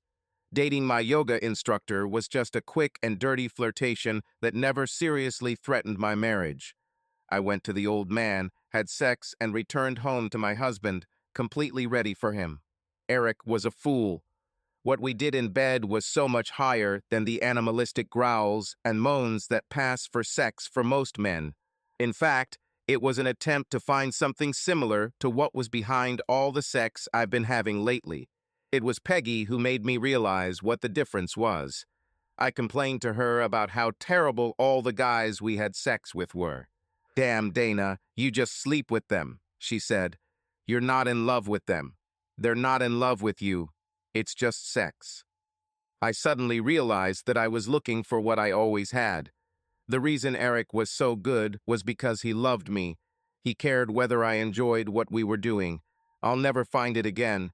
And the fact was that every guy I slept with increased the chances that he was someone who knew Eric. If this had become known, I would never have returned it. As my brain came out of the memories, I realized I had a problem. Mom was right. I had Erica next week, but I promised Peggy I would go to Vegas with her. I also had trouble finding another job. I missed too many days and was late too often, so I was fired. It was also mentioned that my productivity has dropped since the divorce. My head was too full of my problems to notice it. I'll find another job as soon as I get back from Vegas. I will also need to find a place to live. My stay at my parents' house was becoming less and less acceptable, and Eric wasn't willing to let me use the house after I'd left it in disarray twice. When I thought about it, I was actually looking forward to calling him to ask if he could keep Erica for next week, too. I'm sure he'll agree in a second, but he'll insist on sticking to the schedule. This would mean that he would be with her for 3 weeks straight. Even though he wasn't her real father, he really loved her. I felt terrible as soon as I thought about it. Eric loved Erica as much as he once loved me, and it was my fault that we weren't together. Eric loved Erica so much because I convinced him that she was his daughter. But in my defense, I really believed it was true. The girl is very similar to him.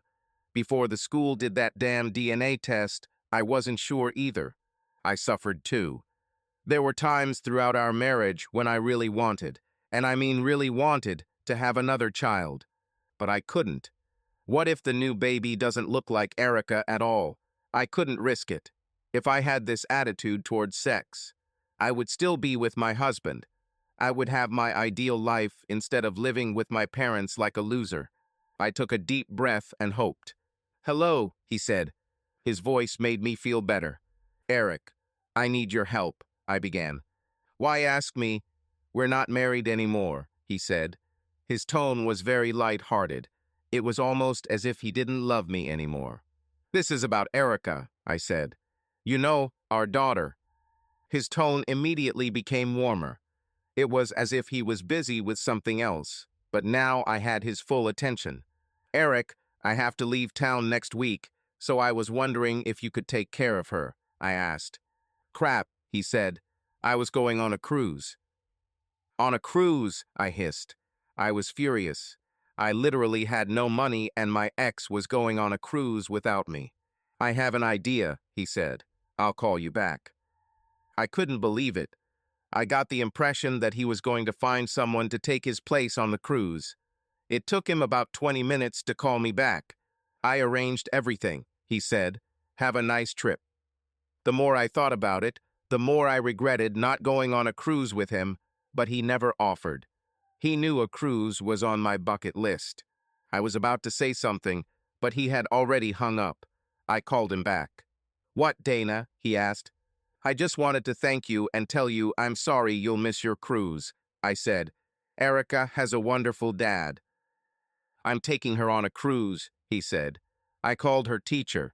She can miss 5 days of school, and she'll have fun. Bye, Dana." So the telephone conversation ended, and I was left even more unhappy. I called Peggy to tell her I could go to Vegas with her. "What's going on in Vegas?" she exclaimed. "He comes home for you and ruins your life," I finished for her. "You were the girl who was worried that her ex-husband might recognize some of the guys she slept with," she asked. "So now you'll have guys from a completely different state. Plus, he's your ex-husband, emphasis on the word ex." "But I don't want him to be an ex," I said. "And you know he's going on a cruise? I can't even rent an apartment, and he's going on a cruise without me." "So you're leaving the baby with your parents?" she asked. "No," I sobbed. "He's taking her on a cruise. He didn't plan it, but somehow he arranged it at the last minute. So let's just go to Vegas and have fun," she said. "This will be a lot more fun than just sitting here and being sad because your ex is going on a cruise." "But how are we going to pay for all this?" I asked. "I have a rich friend who throws parties all the time," she said. "It keeps his out-of-town clients happy, but keeps them away from the casino so they can focus on business. He likes to have attractive women at his parties.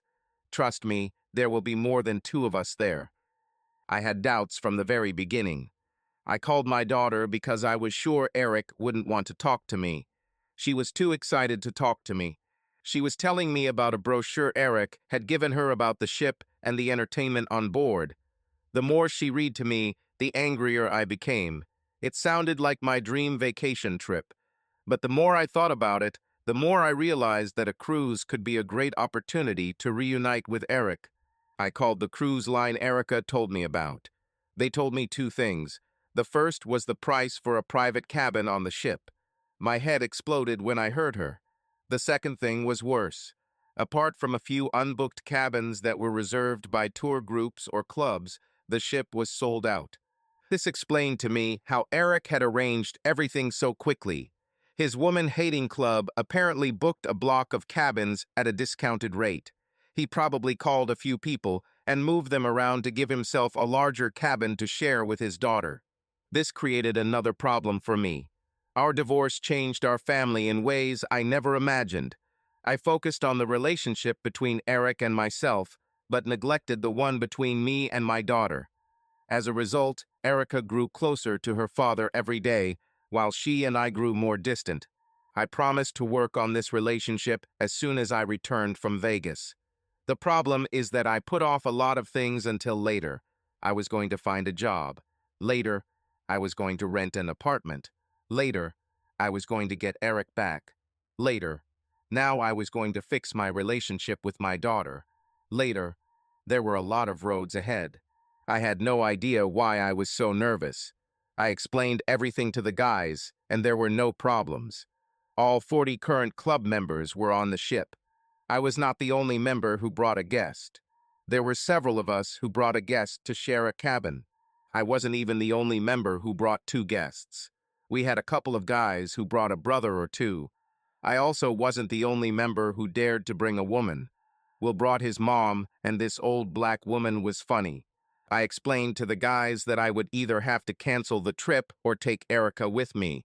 They decided that I should bring my daughter with me. Most of the guys saw her from time to time and played video games with her, a couple of times on one of the huge TVs in the club during our poker nights. The big problem was that I wanted Erica to have fun and experience everything there was to do on a cruise, but she was only 10 years old, and I couldn't let her wander around on her own while I was organizing things at the club. That's why when I was married, everything was so great. What one of us couldn't help our daughter with, the other managed. It may not actually take a village to raise a child, but it does take two parents. In no case did I want to invite Dana with me. I still felt bad just talking to her. My first decision was to invite Erica's grandparents. Nancy liked the idea, but she wasn't sure her husband would like it. His recovery took much longer than expected. Nancy thought a lot of it was in his head. She thought he was afraid to exert himself because he didn't want another heart attack. So he, in her words, sat on his butt, holding his chest. This limited my options, so reluctantly. Okay, maybe not so reluctantly. I asked for a favor. There I stood on the deck of the ship, watching the people coming up the gangplank, wondering where the hell she was. I felt my daughter turn to look at something, but I kept my eyes on the crowd of people boarding. "Are you waiting on the lawn?" I recognized that soft Texas drawl anywhere, but she wasn't talking to me. She was actually talking to Erica. "Jenny," my daughter exclaimed excitedly, "I like your outfit." I turned around and almost fell over the railing. During the flight from Michigan to the coast, my daughter barely let go of my hand and never left my side. All this was new to her. But in the blink of an eye, She turned to a complete stranger and, "Hey, how does she know her name?" Jenny was damn excited. There's no other way to describe it. She was literally covered from head to knees, but still managed to be the sexiest person on the ship. Her outfit was incredible. She was wearing one of those Audrey Hepburn-style pillbox hats with a very sheer veil that seemed to highlight her face rather than hide it. The hat was white. The dress underneath was dark blue. It was very tight and showed off the incredibly graceful curves of her body. A white belt that matched her hat cinched her slender waist. The dress tapered, highlighting her slender hips, prominent backside, and shapely legs. White heels so high they would give her a nosebleed completed the outfit. She grinned at me and shook her head. "You're looking again," she said. I just... I started. I was just worried that you wouldn't be able to do it. "Dad and I got on the plane ahead of yours," she laughed. "We've been gathering here since breakfast. I've already found everything the two of us can do." "Hey, what about me?" Erica said. "I want to have fun too." "I was talking about me and you, honey," Jenny said. "Your dad will have to play with the boys. But if he's really good, maybe we'll let him swim in a whale for once." For the next 4 days, we had nothing but fun. I made sure all my boys had the best time of their lives. I also got to know each of them a little better. But most of my time was spent watching or hanging out with my daughter and Jenny. The three of us found something that felt natural, even though I seemed to be on the losing end of every game or comparison. 2 days before we were due to disembark, my train luckily went completely off the rails into unknown and unexpected territory. Erica and Jenny were going to one of the pools on board the ship. Erica tried to teach Jenny to swim better. Jenny swore that in exchange, she would teach Erica how to ride a horse when we got home. I got to judge our club's first annual diving, water tricks, and belly flop competitions. The problem was that after the first dive, the 8 competitors decided to call it a tie and instead move on to the first annual beer drinking competition that afternoon. Not needing a judge, I went to the pool to watch my daughter teach a grown woman how to swim. I settled into a lounge chair next to a guy I'd seen enough times on the ship to strike up a conversation with. He was there with another group and seemed friendly. He was one of those chubby party animals who thought that because people thought he was funny, he must be God's gift to women.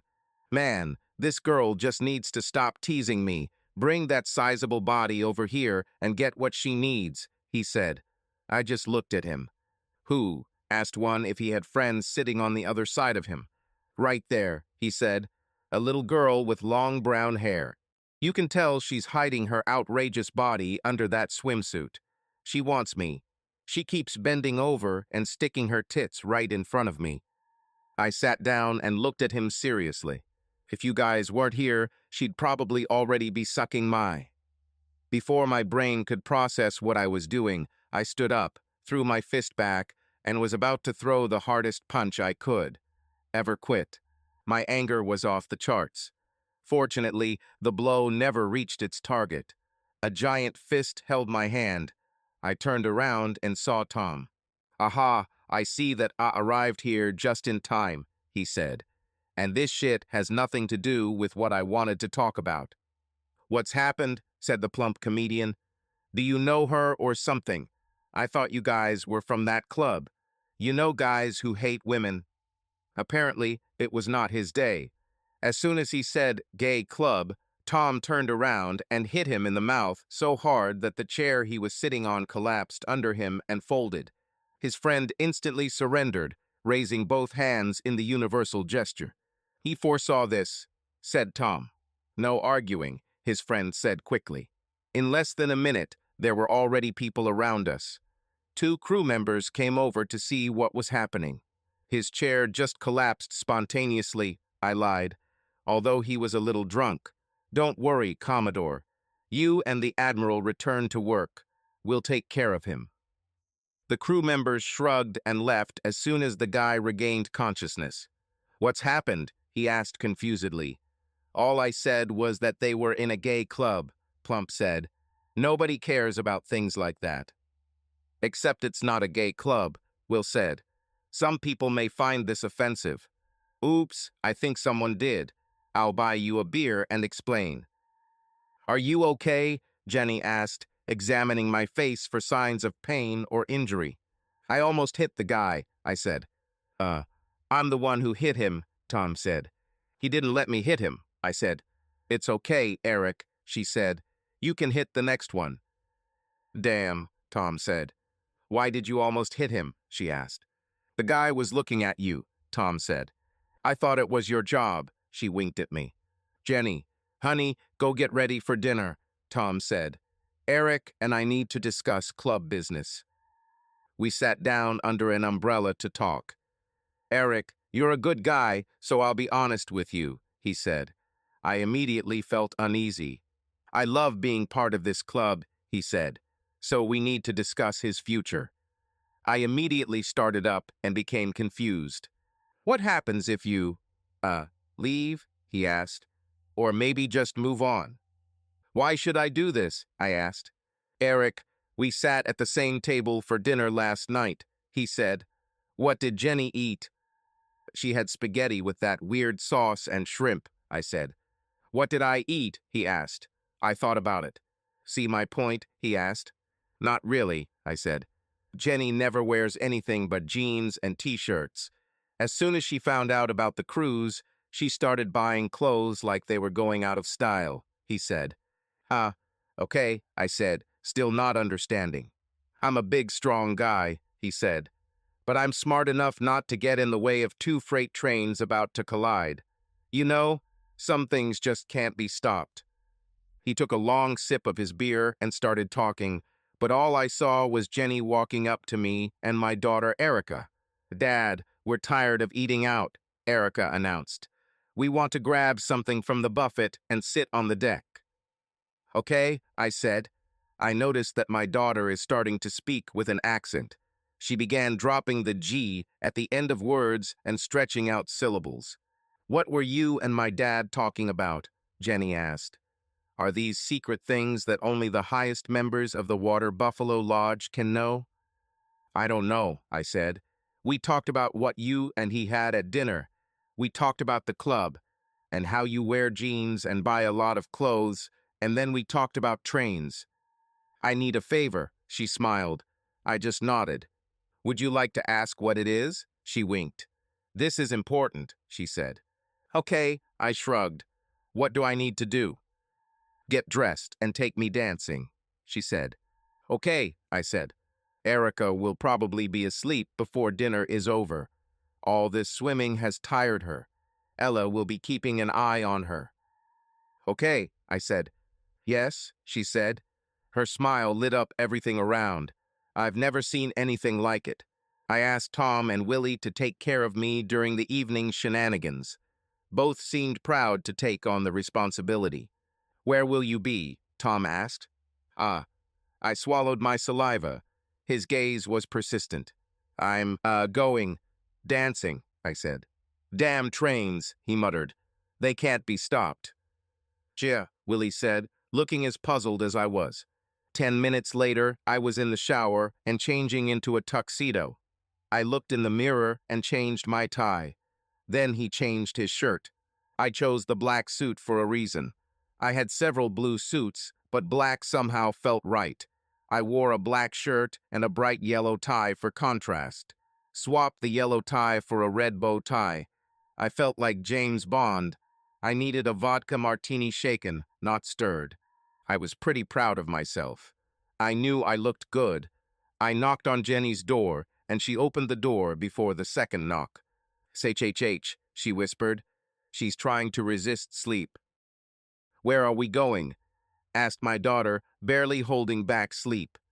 I love you, Daddy, she purred as she lay down on the couch. I carried her back to bed. When I turned around, Jenny was looking at me, and all the blood left my head, rushing down. She was stunning. Her little black dress left little to the imagination, but it was her beautiful face that I couldn't take my eyes off. When she smiled at me, I just heard a buzzing in my ears. We didn't dance so much as stand in the center of the dance floor, hugging each other. Sure, we rocked back and forth, but it really was one long, continuous hug. One day, between songs, I got us drinks. I grabbed a glass of chilled white wine for Jenny and a vodka martini for myself, shaken, not stirred. For someone who hates women, you actually feel good about yourself, she said. I feel so warm and safe. And in the middle of her sentence, I rushed out of the ballroom and leaned over the side of the ship. Looking at Jenny, I saw a combination of fear, worry, and laughter on her face. "What's wrong?" she asked. "My drink," I spat. "It's horrible."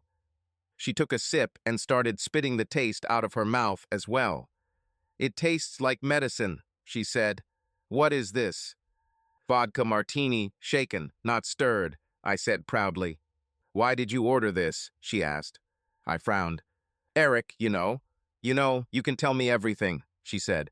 "I ordered this because—" I muttered. She smiled at me, as if encouraging me to continue. "Jenny, being with you makes me do stupid things," I said. "I felt like James Bond dressing up for you, so I ordered a James Bond drink, and I'm not a big Travis Tritt fan, but you make me feel 10 feet taller and bulletproof." She put her small hand on my mouth. "It would work," she gasped. "What?" I blurted out. I felt like I was going to lose consciousness. I felt like I was drunk, even though I had only had a sip of that terrible James Bond drink. "If you were trying to get in my pants, it would work," she said. "We better get back to dancing before I become less of a lady." I took her hand and we went back to the big shiny dance floor. There were probably 1,000 lights, illuminating the room from 100 different directions, but none of them compared to the brightness of those two brown eyes that looked into mine. If we hadn't danced before, it would be even worse now. Our legs didn't even move. We just stood in one place, hugging each other tightly. "Eric, I can't breathe," she said. I tried to loosen the hug, but she hugged me tighter. "That's not the point," she said. "You can hold me as tight as you want, for as long. Hell, for life. But it feels like there's just not enough air in this room." We went out onto the deck under the moonlight. It seemed like there were only the two of us left in the world. Only she and I mattered. Under this huge moon, we were powerless. We were carried away by a current that was both unstoppable and inevitable. It was like the Borg. I heard a voice in the back of my head that was louder than the noise in my ears. He said, "Jean-Luc, resistance is futile." And then our lips touched, and time seemed to stop. We were carried away by something bigger than both of us. It seemed as if the world was spinning around us. It was like that scene in Lucy where Scarlett Johansson sits in a chair and watches history happen outside the flow of time. I never wanted this kiss to end, but it did, and something happened. When I caught Dana with her guru and found out what kind of woman she really was, I described it as like going into cardiac arrest. I said I felt empty. I think the word I used was emptiness. From the moment I kissed Jenny, my heart started beating again. It beat louder and stronger than ever. And instead of feeling empty, I felt as if I was so full that I could explode. "Jenny, I muttered. "Oh, I know. Stupid," she exclaimed. "Just shut up and kiss me again." In my mind, I thought this was the perfect moment. I would like to keep this moment on a shelf somewhere so I can return to it during difficult times. But reality intervened. "What the hell?" said an angry voice from behind us. "Hey, damn, it's Eric," said another voice. "Some woman is attacking him," added a third. "Damn trains," said a voice I recognized. "They can't be stopped." In an instant, reality destroyed my perfect moment. In less than a second, I went from being 10 feet tall and impenetrable to being 2 feet tall and covered in dirt. I stood in front of the angry members of my club. Some of them were angry, some were confused, others just looked disappointed. I had no words. But then a small hand was placed in mine, and lightning passed through my veins. I realized then that I didn't need words. The guys at the club were my friends, and real friends understand. True friends will be happy for me. So I resisted the urge to apologize. "Damn, I didn't do anything wrong." "Guys, we're arriving in the morning," I began. As soon as we return, we will hold a meeting to discuss the future. Until then, Tom and will manage things. Good night." Everyone looked confused and hurt. Will looked at Tom. "For 3 damn days you've been muttering about damn trains," he said. "Is that what you were talking about? Why didn't you just say it in English? We could have stopped it." "How, Will?" Tom asked. "Something this strong. There's just no way to stop it. All you can do is get out of the way." The next morning was strange. It was unusually quiet, like the silence before a storm. I was sure that my club members would try to do something, but when trouble came, it came from a completely different direction. I woke up early. It was stupid. As much as I wanted to stay in bed and relive the dreams of Jenny, I wanted to get up and see her in person. I was delighted when she and my daughter arrived, already packed and ready for breakfast. While many people were sleeping or getting ready to sail, the three of us sat on one of the upper decks and watched with some anxiety as a huge ship, the size of a city, approached the pier. We were constantly on the verge of collision, but the experienced and capable crew handled it amazingly well. We didn't even feel the slightest jolt as the ship stabilized. The sun was high in the sky, and it was afternoon when everything started to go wrong. I remember us walking hand in hand, Jenny holding Erica's left hand and me holding her right, when I felt it. It scared me until I realized what it was. My phone was ringing. "Eric," said the voice. "Where are you? Are you still on the cruise? We have a problem. Big." "Dad's having another seizure," I asked. "Almost there," he said. When I heard his voice, I knew he was okay and that the phone was on speaker. "Eric, is Erica with you?" Nancy asked. "Yes, she's right here," I said. "Make sure she can't hear you," Nancy said. "My phone is not on speaker," I said. "The ship has just docked." "Oh, Jesus, that's good news," Nancy said. "For you, maybe," said her husband. "I wasn't going anywhere anyway. My heart can't stand this anymore." "Eric, how soon can you get to Las Vegas?" she asked. "About 5 hours if we rent a car and drive," I said. "But we could fly in a little over an hour if it's an emergency." "Eric, this is an emergency," she said. "But you can't take Erica with you. This is not what she should see." "Nancy, we already have our return flights booked," I said. "I think I could change my ticket to a later flight and fly to Vegas, and then home from there. What's going on?" She explained the situation, and I got angry again. "Daddy, why is your face red?" Erica asked. "Jenny, I need a favor," I said. "No," she said. I was dumbfounded. But I did you a favor last night." She put her hand on my lips again. "Last night was the best night ever," she said. "But everything has changed. Friends do favors for each other. But we are far beyond friendship. If you want something, just ask me, and I will do it because I love you." Uo, Daddy, and Jenny are sitting in the tree. Erica sang, "Celuytsy." "I need you to take Erica home," I said. Her face became serious, and she nodded. "I'll call you as soon as I can," I told her. "Eric, I always call you," she laughed. "Do you even know my number?" "Of course," I said. Life must hate me. I woke up again with a huge hangover. This time, though, I knew where I was and why. "You're awake, huh?" asked Peggy. I turned away from her. I didn't need to hear another word from her lying mouth. I was in a cell with about 20 other women. The policeman came in and began to take us one by one to the telephone so that we could make our calls. Some of us had obviously made our calls the night before we were picked up. Those of us who were too drunk were put off until the morning. It was 9 a.m., so it must have been sometime after noon in Michigan. I had the phone in my hands and thought about it. There were only 2 people I could call.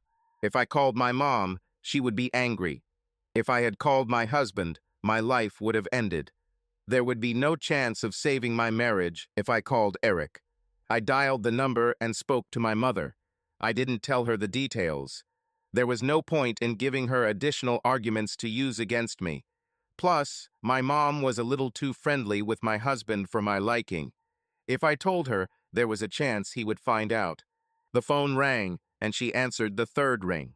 "Mom, I have problems," I said. "Dana, you're always in trouble," she said cheerfully. "Mom, I'm in jail," I said. "Well, that's one way to get your own place," she said mockingly. "Mom, this is serious," I said. "Someone needs to come and get me out of here. You can pay the bail with a credit card, but you can't do it over the phone. The bail bondsman is required to show up in person." "What about the bail agent?" she asked. "I don't have money for this," I said. "What have you done?" she asked. "I don't know exactly," I lied. "It's one of those tourist things. You know, the laws vary from state to state. The things we do all the time in Michigan are illegal as hell here." "How much is your bail?" she asked. $2,000, I said. "Oh, so you only need 200 to get out, right?" she asked. "No, Mom," I said.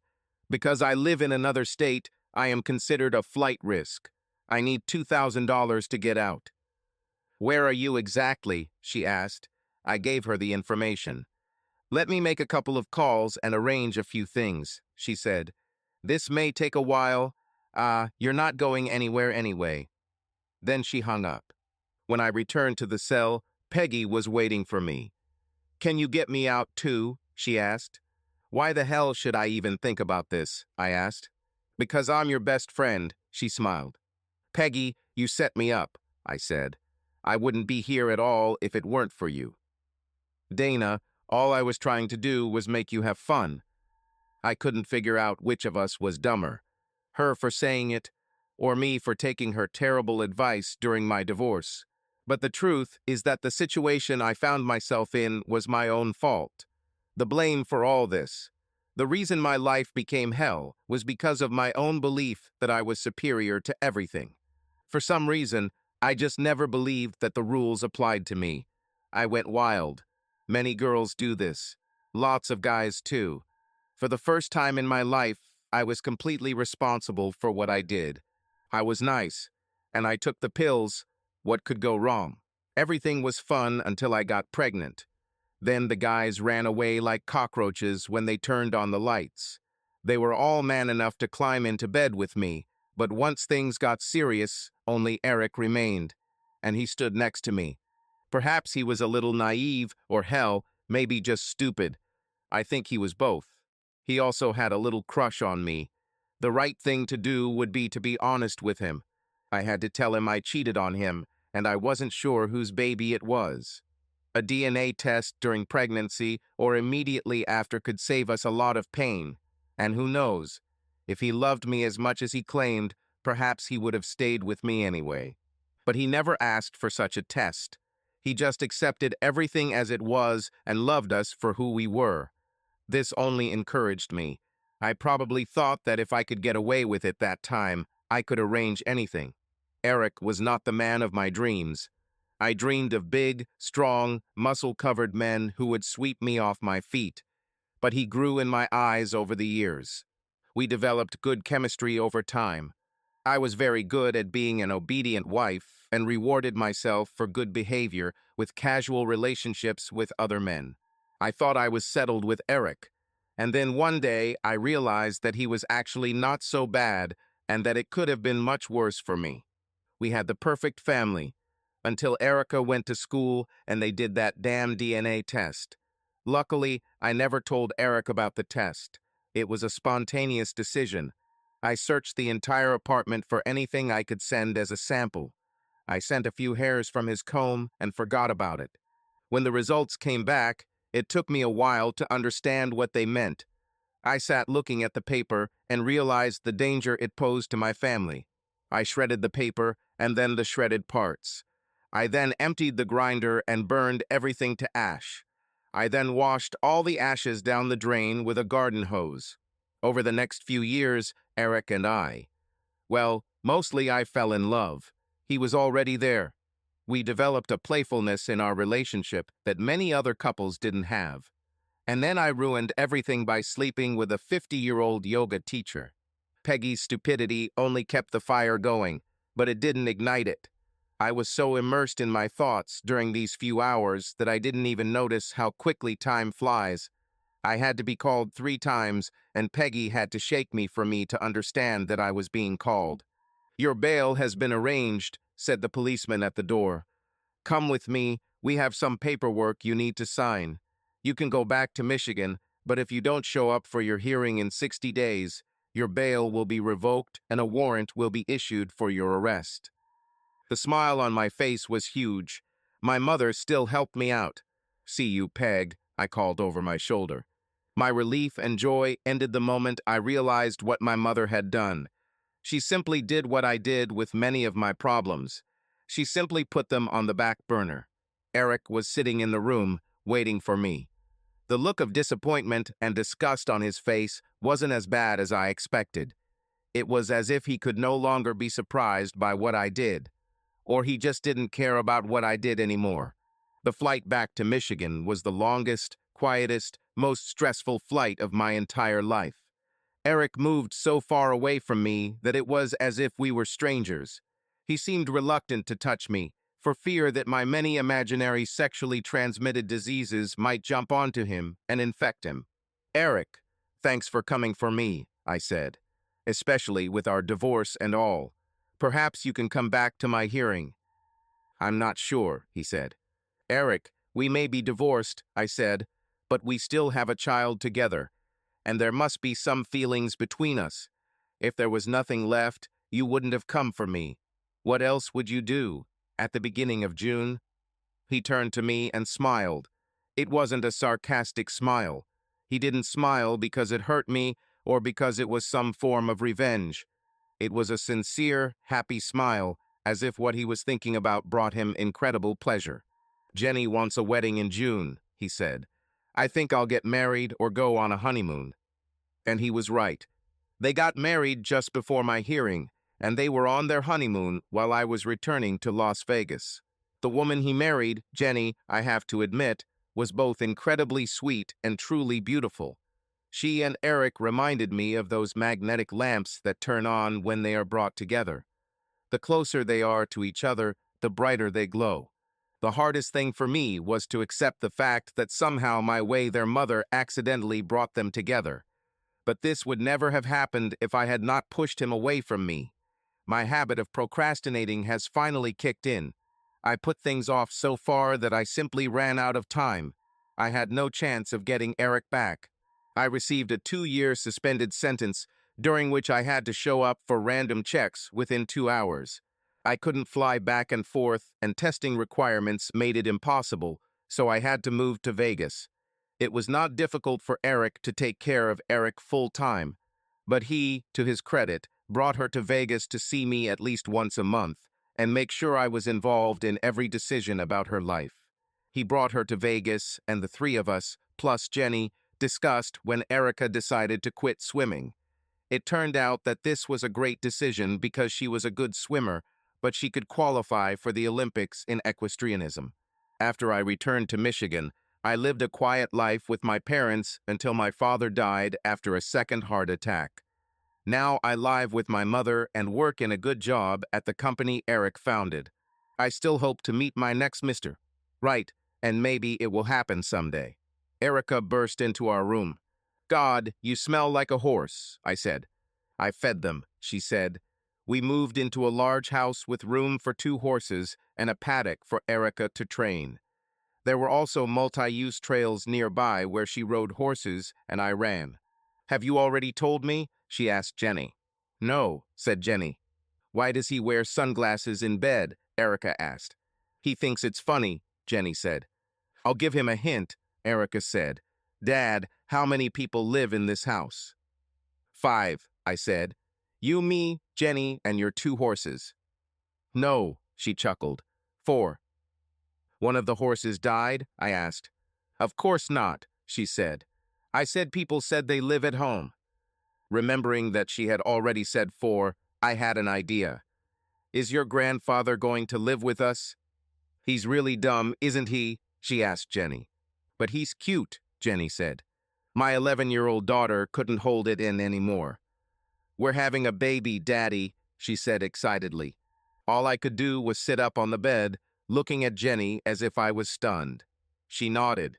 This was to be one of the happiest days in a life full of them. Jenny and I loved each other completely and for the rest of our lives. My life was perfect. Tom convinced me to help him with his truck rental company. This gave me the idea to use several trucks to start a home delivery service for medical equipment. Within 2 years, the delivery service was bringing in 3 to 4 times more than truck rentals. We also started installing equipment and then started servicing and repairing it. With the increasing number of elderly people, any business in the medical industry brings in a lot of money. Dana, my ex-wife, works as a clerk at one of our properties. We're not close. I think too much water has passed under the bridge. Sometimes it still hurts me when I think about what she did to me, but we can come together when necessary. One of these times was about 8 years after our divorce. Erica was about to turn 18. She was a Yes Champion show jumper and was still my favorite person. Jenny and I have 2 other children, but for both of us, Erica has always been our baby. We love them all, but the 3 of us had a special connection. She was going to college to study veterinary science with an emphasis in equine science. Dana and I met and decided that there was no point in telling her about her birth and the fact that I was not her biological father. Sometimes the truth does more harm than good. I am, of course, no longer a member of the Great British Club. I gave a speech at a special meeting immediately after the cruise. In the speech, I told the guys that my time with them was over. The whole idea of the club was like a bandage on a wound. It was supposed to help us heal during a time of great emotional pain. I don't need this anymore, and I hope that with time others will heal too. I left Tom and Will in charge and gave them the lease of the club. Subscribe to our channel so that your second chaff doesn't cheat on you, and go ahead and listen to the next story, because this story is nothing compared to the next one. If you're under 18, don't even think about listening to the next one.